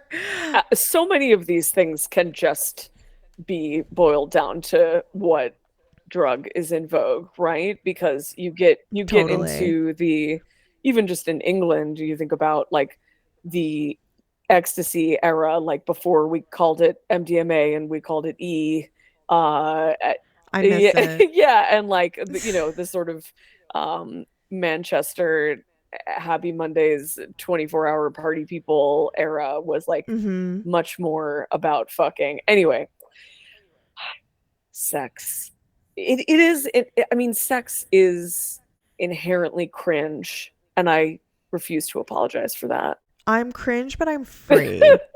I mean, what could be that's more as the cringe kids than say. Annie Sprinkle? I say with some combination of reverence and irreverence, but Totally. yeah. Yeah, no, I mean, people like, I think, people like you and I who are like pleasure anarchists. Yeah. I think that's very uncommon view in anarchist spaces still. Mad burns a postcard of New York and says, America's dead. It's never been alive, which like, yeah, period. But I do feel like, just to sort of to segue the conversation about the role of sex in this movie, I think that we're about to start seeing the ways that blatant explicit sex that we were talking about earlier, it fuses with a it's like anarchic sex and anarchic violence, and they are sort of seen as the same impulse. Yeah, and they're very much equated to each other in this film. And even though I'm very against the shocking for shocking sake edgelord use of the like argument that swastikas are should be allowed in punk because it drains them of their meaning. Like, first of all, no, it doesn't. It reminds me of, speaking of growing up in Northern California, like people would want to use the Confederate flag as like a symbol of like the freedom to ride your motorcycle around. And it's like, just get a different symbol, man. You're just a racist. Yeah, you're just a racist. You're just you're a racist apologist, like, which is just even worse. And but that being said, and this is maybe just a matter of taste, I don't support the Myra Hindley child murdering, but I do like I do support a film with lots of sexy murder. I do support the idea that like murder is sort of, murder and queer sex kind of go together in that like Killing Eve, Hannibal sort of a way. But anyway, we'll get into it. Yeah, I'm totally with you there. I know you are. Yeah. This is a safe space for murder sex. This is a safe space for sex murders. So, the waitress in the diner is accosted by Bod, speaking of violence, and they like steal her wig and they're putting ketchup all over her face. Yeah, very splashing. Yeah, very splashing. That makes me very uncomfortable. Like it. What do you make of this? I mean, it's a nice, refreshing feeling when something makes me uncomfortable, because I'm like, most things that people consider shocking are like de rigueur around these parts for me and the people I love. So yeah, when something actually makes me squirm, I mean, I think that it's what we were just talking about. I think it's violence for the sake of violence, maybe even like violence to feel something in a bombed out, numbed world. I think it's like the immorality or even amorality. Like they don't attack. There are some people that the core punks, the sort of ensemble protagonists of this movie, attack for good reason, like cops or men that they've just used for sex and now want to murder just for fun, but or like as a part of the hookup. But there are these totally senseless moments of violence where it's like, I'm just gonna attack you not because you represent something, which goes back to the idea of like draining symbols of their meaning, but just because I can, because I want to, like because I have the impulse to. Yeah, and I think it also foreshadows Lounge Lizard's murder, Yes, which makes because me the waitress really even looks more uncomfortable. Yeah, we'll right. get Which there. yeah, which we'll get there. Uh, uh, Somebody says, I thought you were going to kill her. Mad says, I thought you were going to kill her. And Bod says, just dress rehearsal. So we know more violence is to come. We cut to Viv, Angel, and Sphinx in this dark room with a bed on the floor with clean white Very sheets. black box theater, like sex as theater. Oh, absolutely. Yeah. Viv says Mad is crazy. The boys ask her what she does, and she says she's an artist, a painter, and the boys say, I didn't know there were artists anymore. And she says the art of painting is extinct, but art isn't. Artists steal the world's energy. Our only hope is to recreate ourselves as artists, or anarchists, if you like. I mean, this is so Derek Jarman. Yeah. This is just him. And it's this movie is not afraid to just put Socratic dialogue in characters' mouths in a way that, again, I feel like in my professional creative career, I don't want to say I've had to make compromises, but I've had to learn different craft and technique that is maybe more expected when I am like creating something for the marketplace. The marketplace. Yeah, exactly. And like one of them is creating fiction and nonfiction that is not just a place where I make a character and that character just says the thing that I think. Yeah, but it's totally. because I was raised. I'm a child of Derek Jarman, and I got like way too much. That is like my instinct as a creator, and then I got validated very young by punk music and filmmakers like Jarman, and then I had to. I mean, I feel like I still carry that ethos in my work, and that it doesn't feel like a compromise. It feels like, okay, when something is labor, then that is like part of what you have to do as a creative professional that's not just making art for art's sake, but trying to share it with the world or use it as livelihood. You learn like different techniques, but I don't think that like learning how to do something in a different way invalidates your instincts, and that's a hard lesson I've had to learn over the years. Yeah, I'm just absorbing what you've said. I mean, I think that's this is a hallmark of Derek Jarman being a very like young artist. Yes. This is only his second film, and once you learn, oh, this is Derek Jarman's Avatar, you're like, oh yeah, this is totally him. This is what he believed at the time. And one of the brothers says, my brother's an artist, a piss artist, which I thought was really funny. Krabs and Kid are in bed at the punk house watching Susie Sue perform on TV. So cool. So fucking cool. Bod is wearing a crown and singing this like staccato version of Diamonds Are a Girl's Best Friend. And Amel is fingering her pearls and says, pearls are for the pure. There's so much like symbolism. This movie's rich in it. The diamonds, the large diamond that the child steals from the dead woman. I love one of the texts that you sent me that I did get a chance to read was talking about was pointing out that in the scene you have Susie Sue on TV, but then the fact that Bod is sort of satirizing Diamonds Are a Girl's Best Friend, like when you think about it, that predates Madonna's sort of reappropriation of Mm-hmm. Gentlemen Prefer Blondes in the Material Girl video by at least 5 years, probably closer to 10. Mm-hmm. Um, and the contrast between what Marilyn Monroe would have meant at the time. I mean, it's wild also to think about the endurance of Marilyn Monroe as an icon.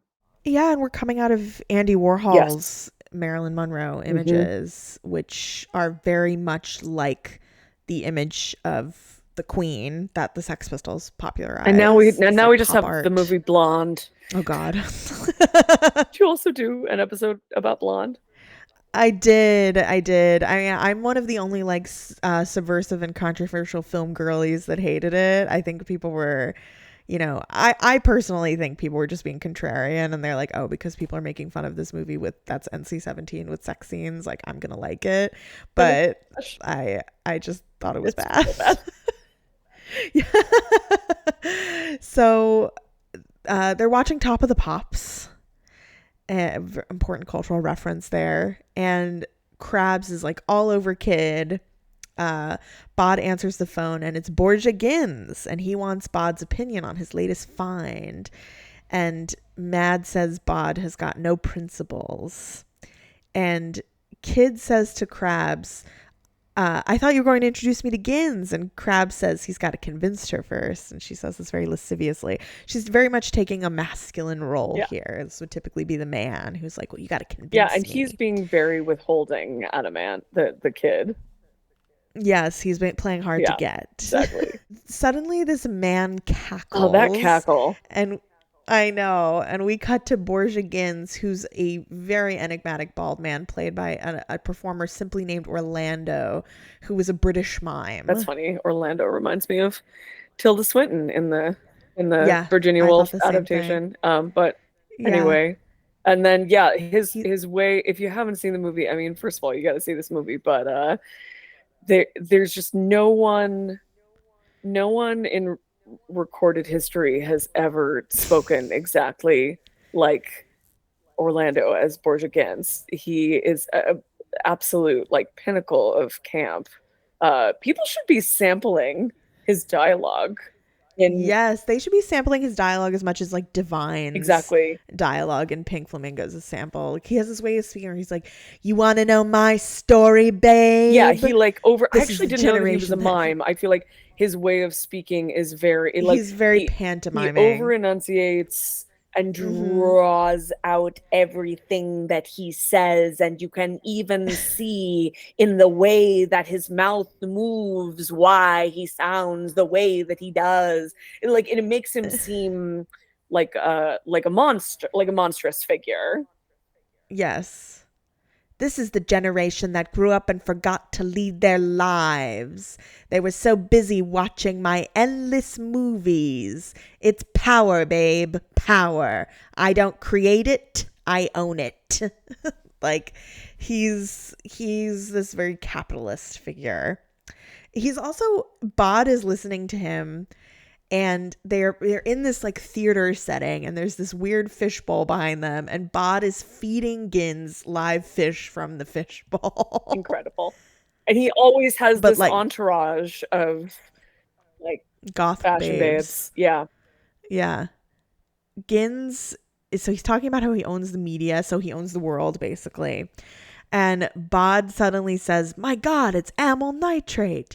And we see that Gins's latest find is amyl nitrate as Britannia, and she's wearing this gladiator costume with a Union Jack printed on it, and she is performing this Britannia song with this like fog machine going, and she's got this burlesque fan, and there's recorded chants of Nazis saying Sig Heil echoing in the background. What do we make of this scene? I mean, it's kind of the whole movie encapsulated, right? It's like Mm. Jordan in a weird outfit that is like a amalgamation of symbols and sort of fashion gestures. And then, even though we talked about earlier, there's this beautiful, it's Super 8 footage, right, of her dancing in front of the burning Union Jack. Mhm. I mean, these scenes are kind of twinned, right? She's so Totally. much more graceful and showing her like muscular ballet training in that earlier scene, and then here she seems like she's being deliberately awkward. And I don't know, it feels like 100 performance art drag pieces that I've seen after midnight in New It's York the mother City. of those drag Yeah, pieces. it's very like it's very abject. Totally. It almost feels like, yeah, if this, I don't know how many people would get it, but if a like horror queen did a version of this as a nightclub act, it would be like you and me being like, "You're thank you for pandering to us," and everyone else would be like, "The fuck is happening?" But there's also, it reminds me, just to be a faggot for a second, this scene reminds me a little bit of Company, the Sondheim um, Mm. musical, and even the like movie version where Michael Douglas is the producer, like sitting in the audience. Uh, there's something inherently absurdist, right, of uh, the like performance and him being like, yes, this is it. This is going to be so successful, and you're this powerful impresario, and you see this, and you're like, you see this weird shit, and going back to my what I was saying about the Spice Girls, right? And by the way, that Union Jack dress, but anyway, there's something there. Totally. But something ginger spice in Jordan's performance. Well, there's so much to say about the Spice Girls, like appropriation of punk Totally, aesthetics. totally. And like but also, just in defense of the Spice Girls, like it was appropriation to begin with. So like Exactly. please Yeah. continue and like make it girly and make Well, it and the Sex Pistols are like right wing exactly. fucks, and the Spice Girls are actually cool. Agreed. Agreed. So, yeah. Um so absurdism in the sense of this sort of like tension of the search for meaning, but also just like absurd is a word to mean like this is just really weird. And the idea that in this particular sort of pseudo dystopia, that this media impresario, who obviously is also supposed to be a parody of Malcolm McLaren as well, right? Mm-hmm. That he would be almost like a powerful person in the church or government. Don't they say he's like a cardinal or something at some point? Or maybe They, that's I don't remember, but there are definitely like church references later when he goes to the disco at the Westminster right. Church. Maybe that's just a joke about there being an orgy, uh, a church themed orgy. But anyway, the point is that the fact that he's like seeing this really weird performance and is like, this is gonna have mainstream pop appeal. Um, me, if me, honestly, me coded, looking at something completely insane and not understanding why not everybody loves yeah, it. totally. So we cut back to Elizabeth I and John Dee walking through a garden. As John Dee again talks about the nature of time and how Elizabeth is the beginning and the end. And Ariel says, consider the world's diversity and worship it. By denying the world's multiplicity, you deny your own true self. And now we see Krabs and this her new trade named Happy Days, who is Gene October, who is the front man of the punk band Chelsea. And they're in this pinkish red plastic bed fucking, and Bod and Matt are sort of watching, and Bod is eating cereal naked in a crown, and Matt is just like watching the sex, even though she earlier was like, you're an antique. She's clearly like enjoying watching the Yeah. sex. And Mad is talking to Happy Days like while they're fucking, and is like, "What's your name?" And he says Happy Days, and Bod is disapproving. You know, this is again like this sort of sex negative punk culture here. She's disapproving. She says you'll get the clap, and Crab says not to listen to the Virgin Queen. Her parents were Christians. So there's also this like knowledge that this is Elizabeth in amongst the band. Which, you know, again, there's like more collapsing of time and reality and dream space. Happy Days says he's going to come, but Mad and Krabs yell at him not to.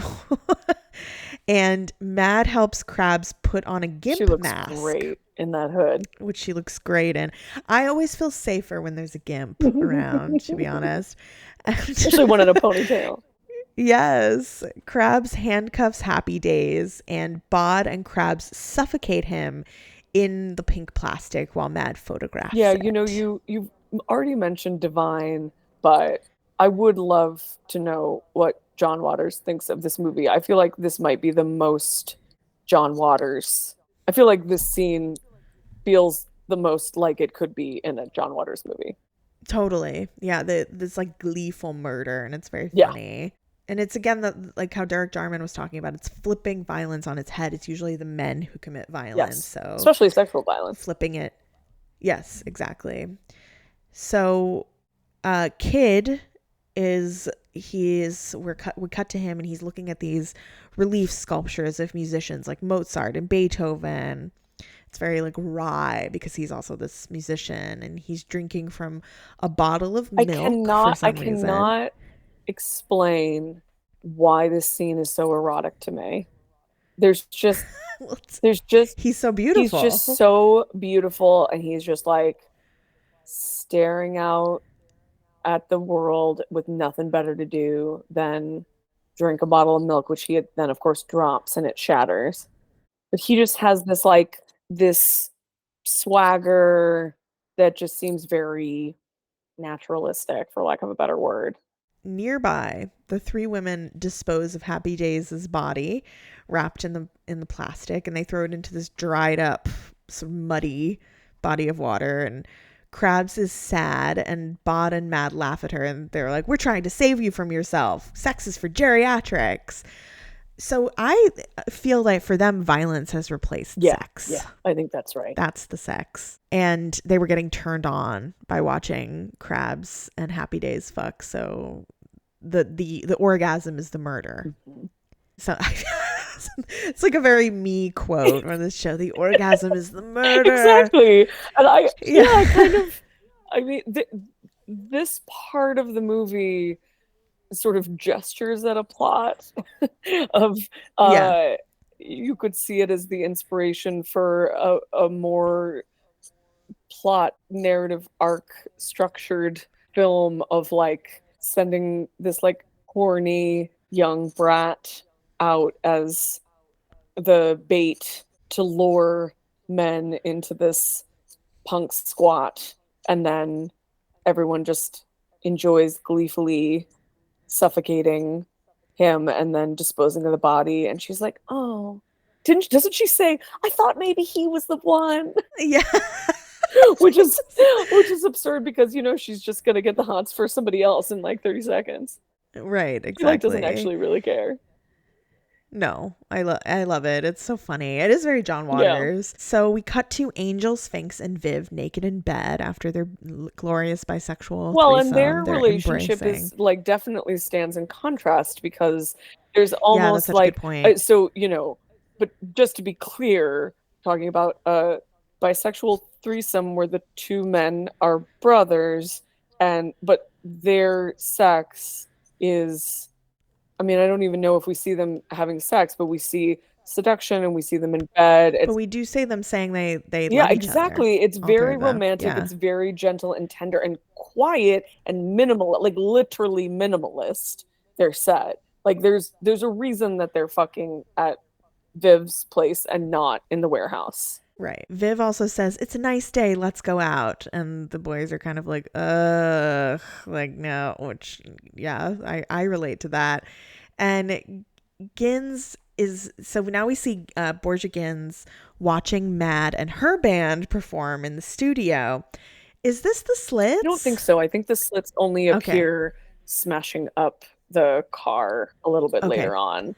I don't actually know who the musicians are playing with Mad, but Tonya Wilcock, Toya, like is also a musician, a punk musician.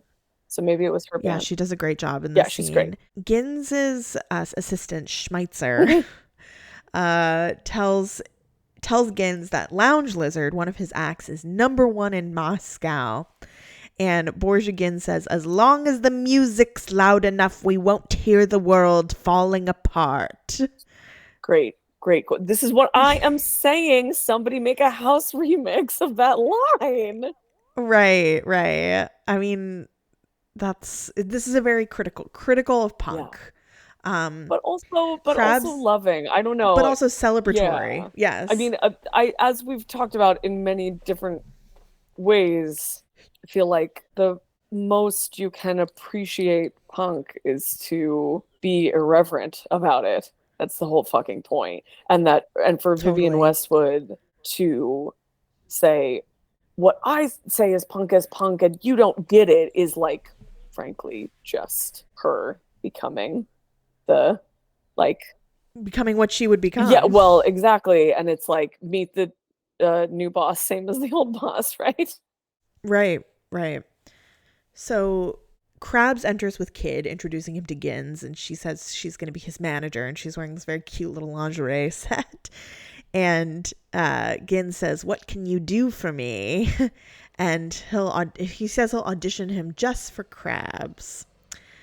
So we see Viv and Sphinx and Angel again, very innocently, like cavorting, and they pick a rose from a bush. The trio, they steal a car and because they want to go see some more nice flowers at this guy Max's house, and they meet up with Max, who has this crazy beautiful garden in the middle of this apocalyptic London. Bod is also there, and Max talks about how his time in the army. I was wondering what you think about this scene. I mean, I know Derek Jarman loves garden imagery, but Max is kind of a weird character because he's sort of like outside the main group. Like, what do you think that he represents here? I'm not sure. He comes back later in a very crucial bingo scene. I mean, I think that the main significance is that most of his garden is plastic, right? And he's like tending to his garden even though it's inorganic, and that that symbolism kind of writes itself. Totally. Sphinx I think that we maybe missed the Adam and the Ants performance where he does plastic surgery, right? Yes. Which is that song is real fucking good. Yes, the Kid performs the plastic surgery song for Gins, and his performance is so good. And it's like what's that book I sent you called Slip Sync, this like out of sync lip syncing that like these punk musicals do. And Gins is like cackling, and he agrees to sign him, and he says, I'll call him Scum. That's commercial. It's all they deserve. Oh gosh, echoes of the Scum Manifesto. Exactly. And actually a lot of texts I read reference the Scum Manifesto in relationship to this scene, which I think makes sense given that Jarman is like all about the women being violent to men in this Totally. So Sphinx tells Kid that when Gins is through with him, he'll be another face on another cover, and not to trust him. And they sort of take him under their wing, and they take him to a pier, and they're reciting the Bible with these very like irreverent ad libs. Kid is laughing hysterically, his little giggle. Which I mean, come on, how do you not have a crush on him in that moment? I mean, he said they seem very genuine too. It seems like it seems like Adam Ant is either drunk or stoned, or just like he has that lack of self-consciousness on camera that is a talent. Sometimes you see it in people who are really young. Sometimes, you see it more in earlier film because we were not used to the surveillance state and constantly being filmed and being asked to make little movies just Mm-hmm. to promote our own work all the time. Totally. Constant little movies. Constant little movies.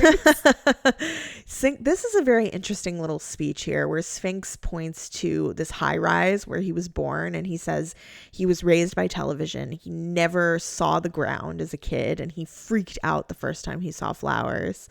He talks about this dystopian world where social planners designed his whole family life, and he didn't know that he was dead until he was 15, and he had never experienced love or hate. And he says, my generation's the blank generation, which is like a famous... Which of course, it's a Richard Hell and the Voidoid song. Yeah. Yes.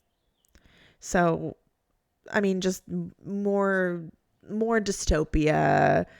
And also, yeah, I think that like Jarman's appreciation of the natural world and I don't know, like a sort of like wisdom or peace outside of all of these complicated questions of society that like plants understand something that we don't.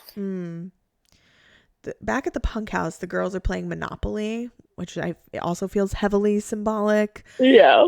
Bod tells Amel to get the black book so they can plan the future, and they flip through this book where there's these like photographs of models and celebrities, and they're like, everyone is dead. We're just like getting more information about this dystopian world that they're in. And yeah, on TV, they see Lounge Lizard, played by Jane County, who at the time it was Wayne County, and that's how she's credited in the movie. So she's playing this kind of like over the top, like glam rock figure. Yeah. But also her music was like that. Yes. And the girls you know that song Toilet Love? Yes. I love Jane County. Obviously. Yeah. I want to talk more about her because we're getting to her murder scene. So yeah, the girls agree to go get Lounge Lizard, and Bod is like wielding a switchblade, and they get on their motorcycles and they go to attack Lounge Lizard, who's in her house lip syncing to her own music. And I think this is, like you said, I do think this is meant to be like a parody of glam rock. But again, this is also how her music actually was. And there's like a lot going on here because Jane County at the time is not out as trans. So there's like, unfortunately, some gender stuff going on. Yeah, there's gender stuff going on. I mean, it's impossible not to see this scene as a proto-TERF violence. I thought the same thing, which I was like, am I being anachronistic? But I'm glad you thought the same thing, so I don't feel like I am as much. Well, it's anachronistic it would be anachronistic to apply our contemporary understanding of like cis dyke anti-trans women violence, and they say some truly vile things about Lounge Lizard, the character, and then they also fucking murder her, and I think it would be anachronistic to dismiss this scene purely without understanding it in the context of the time, which, the way that they are very specifically choosing to attack her because they see her as a man who is dressing in a glam rock androgynous way, and that is the like reason enough to kill her. I mean, in the context of the other people that they've attacked, like the waitress who they kind of attack for no reason, Happy Days, who they attack in this sort of like sex ritual. I mean, it certainly complicates any temptation that you would have to see these characters as sexy, glamorous punk role models, Mm. like, but it's not I mean, as we can talk about sexy murder, but I don't actually endorse murder of anyone, not children on the moors, and not, a guy that you just hooked up with, and not, some glam rock artist you see on TV. Don't murder people, okay? But I think that they're like, again, I do think that it is part of the power of the movie that there are some scenes when I'm like, that murder was delightful. And then some scenes where I'm like, oh, violence is bad. I don't like it, or how it Which I makes think me is the feel. point. I think that's what Derek Jarman wanted. Yeah. I mean, Bod is lit in red and looks very demonic in this scene. And I also think it's like very symbolic. It's about punk taking over glam rock and how glam rock became this like commercial thing, and, had these like very queer origins, and punk comes out of glam rock. I think it's like I think it's all of these things at once. And even if you think about Malcolm McLaren going to New York, and they didn't have the internet back then, so he like put together the New York Dolls, and like they're considered one of the first Bowery New York punk bands, and their whole shtick was that they were all in drag, in like very similar drag, and they're to called how the New York Dolls. yeah, exactly. And I mean, I think that this scene, I certainly wouldn't fault anyone for feeling triggered by it. I mean, I felt when I first saw this movie when I was 20 years old, again in the like early aughts, I was like, oh, this is another violent scene. And like now watching it, I'm like, oh, this I don't want to say it's aged poorly. It's just like it has a different meaning for me now in the context of really caring about how, just specifically how film represents violence against trans women. I think it's not that it's aged poorly, it's that new historical context has been added.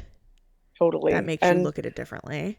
I mean, I think that maybe more than any other scene, this is a sign that these characters are not immoral, they're amoral, right? They like believe in having their ethos is no ethos. Yeah, and Elizabeth, like suddenly Bod is now Elizabeth I kneeling over Lounge Lizard's body, and she's saddened by this violence. She's very disturbed by it. Now we get to the disco at Westminster Cathedral. There's this like maybe the best scene of the movie. There's this like crazy Jesus story pantomime performance happening in Westminster Cathedral, and Borgia Gins enters, and Sphinx narrates and refers to him as the man who picked up the pieces of silver, like a reference to Judas. Gins says progress has taken the place of heaven. It's like pornography better than the real thing. And he's flanked by the two hot goth women again. He's like strolling through the disco, and he sees, it's very like Studio 54. He sees like these various little scenes playing out, like the Jesus pantomimers are having a crazy orgy. The music in this scene is fucking fantastic. I would like to go to this party.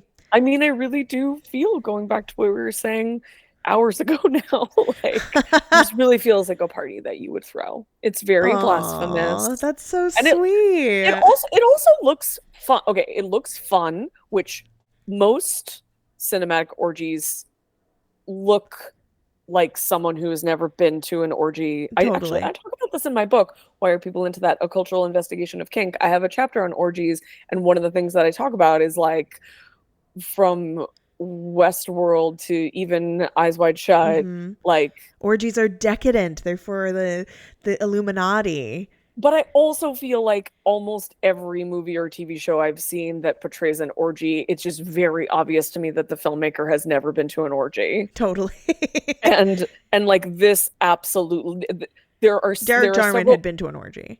Hosted completely. Can you imagine him being like, and we're gonna have tea, and that, like he would be like the loveliest orgy host in the world. I aspire, but there are some scenes in this movie, and this is one of them, where it is just really obvious that Jarman got his friends together and was like, just do what you would do if you were at a party at my house, and I'm gonna have this little machine and it's gonna record you, but you barely even know what that means yet. So just have fun. Yeah.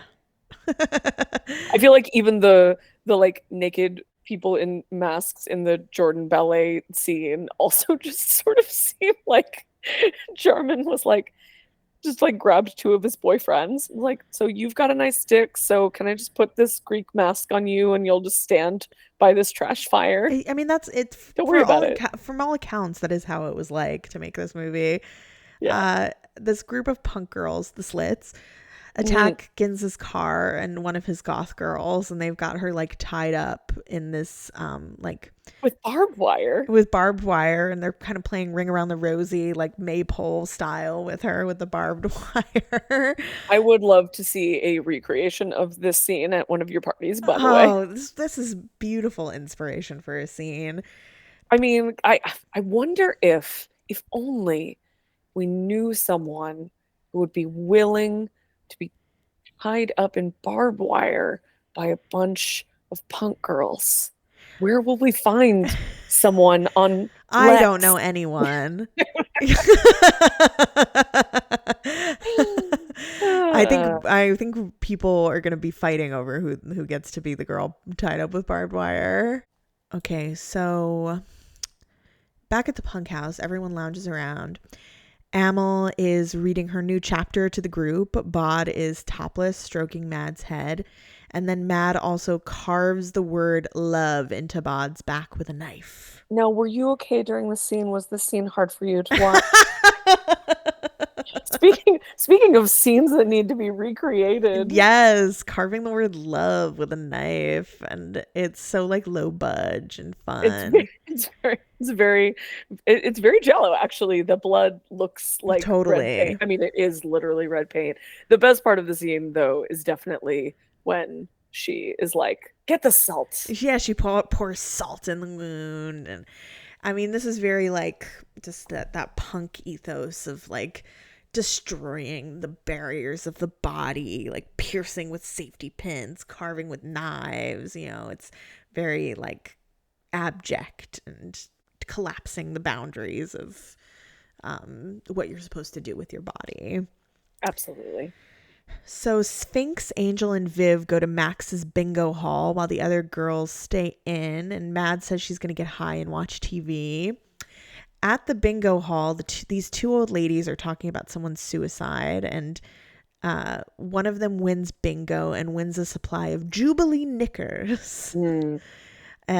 This is when we start to get the police violence. So the police enter, and one of them shoots Sphinx and Angel, and they die together in each other's arms. The cops chase Kid into the night down alleyways and eventually kill him. He puts up a good fight, though. He does put up a good fight. I mean, I feel like we don't even need to say what this, like, it's not even symbolism at this point. It's like text. At the punk house, Amel and Max are fencing.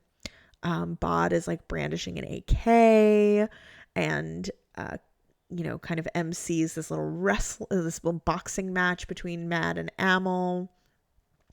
As the two women box, Amel punches Mad in the face and her mouth is bleeding. So there's just like a lot of violence happening all at once. Yeah. Viv, it's not as fun all of a sudden. Yes. Viv enters distraught and Bod asks her why she's like, why are you sitting in my chair? And through tears, Viv tells the girls that the police killed the boys. They just call them the boys.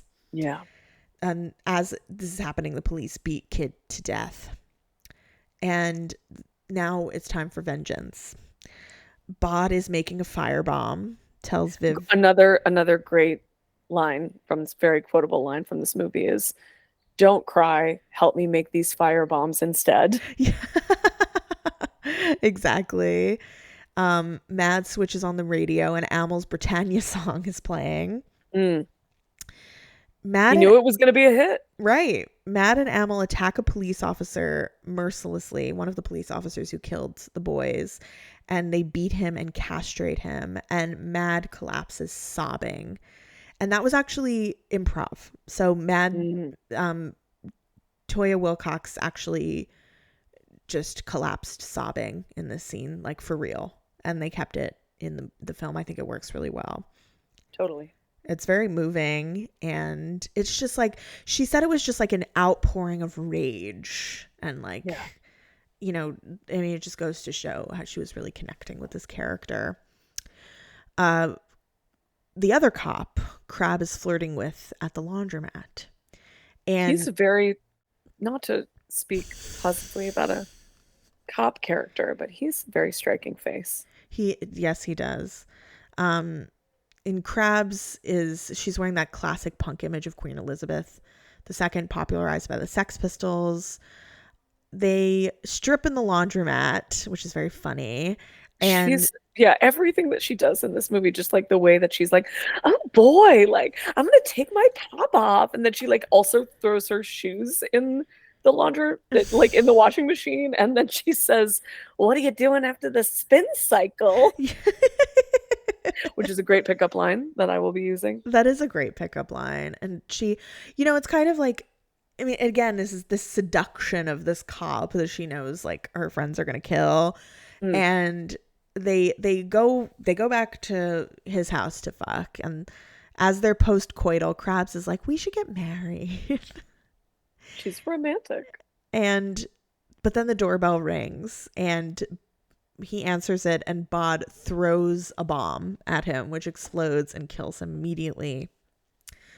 There's this Elizabeth I is like giving a little speech. You know, we're starting to devolve here. There's this shot of Viv crying. There's a shot of Chaos walking a clothesline, like on like a tightrope, singing Edith Piaf. There's just like this anarchic chaos that's going on. And finally, Gins takes the four women off to Dorset, which is the only safe place to live these days. And it's an unreconstructed right-wing aristocratic enclave, and he signs them up to a recording contract. This is such a strange ending.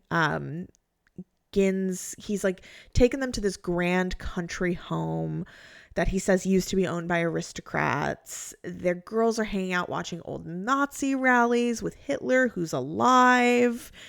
And Gins says that famous line, they all sign up in the end, one way or another. We lost Lounge Lizard and gained the Daughters of God.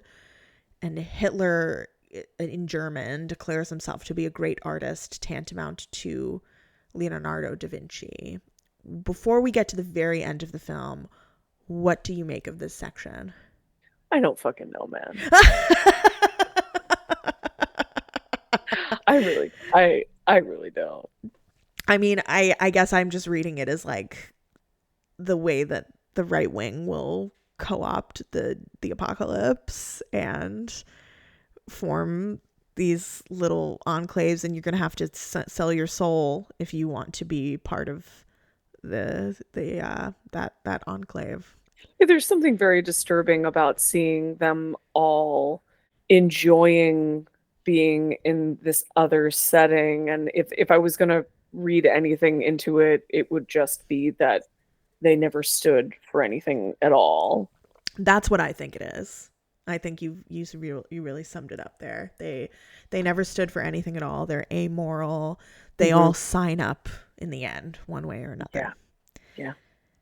So the very ending of the film, it's Elizabeth I, John Dee, and Ariel and the lady in waiting by the shore.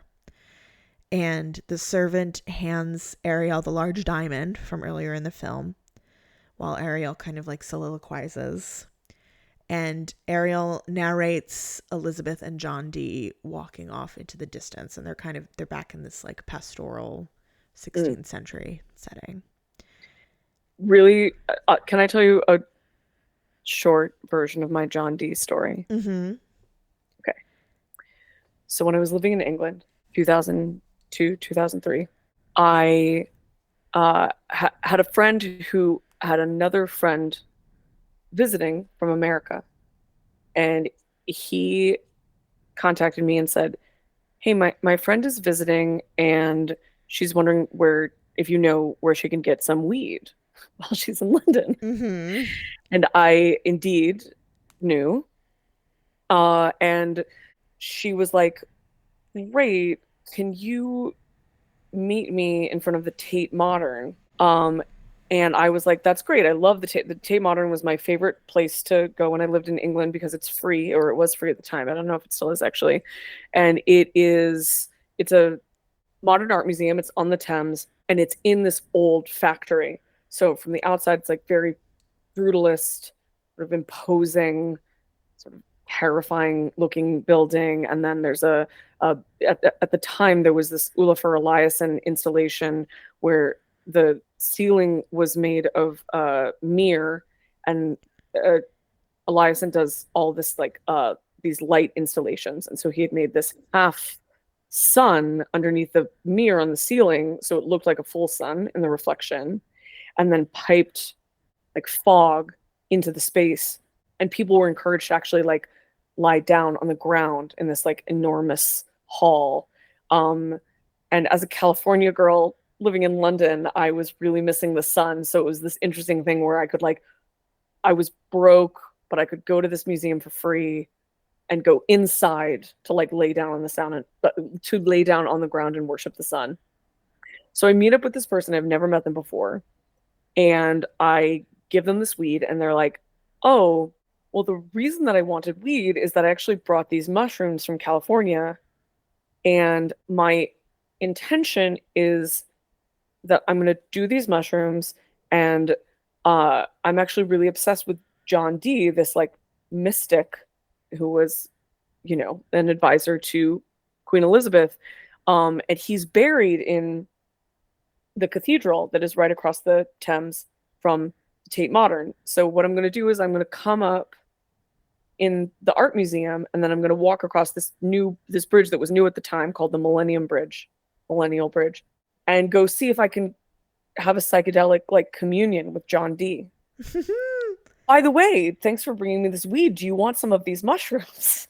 So my day totally changed. I had like no plans to like have a trip, but I was like, fuck yeah. So I ended up wandering around with this person I had just met at the Tate, and then at a certain point she started to come up and she was like, okay, I'm gonna go across this bridge and try to talk to John Dee. And that person's still one of my dearest friends to this day.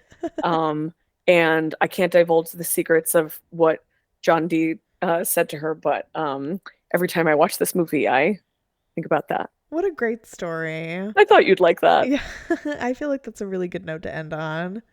Totally, especially since the ending of this movie is like WTF. Yeah, exactly. So that's Jubilee. Fuck yeah. We've been meaning to do this one for a while. Yeah. We really got into it. It's an almost 3-hour episode. No one is surprised by that. You're my favorite person to podcast with, Annie Rose. Thank you so much for having me back. Oh my God. Thank you so much for coming. We always have the best conversations. I knew it was going to take forever. I was like, there's no way that we can talk about this movie for less than 3 hours. Yeah, I blocked off the afternoon. Totally. And I feel like we talked a lot about at the top of the show about work that's coming up for you.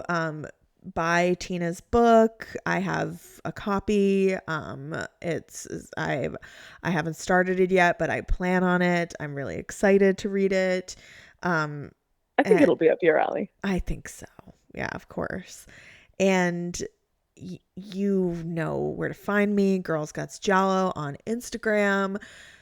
Girls Guts Giallo X on Twitter /X. And sign up for my Patreon, patreon.com/girlsgutsgiallo. I work really, really hard, and that's my main source of income. So please support me if you got a little extra money. I know that we don't really have extra money these days, anybody, but you can sign up for as little as $5 a month. So I think we'll end there. Tina, thank you so much. Thank you so much, Annie Rose. Thanks for everything you do. Oh, thanks for everything you do.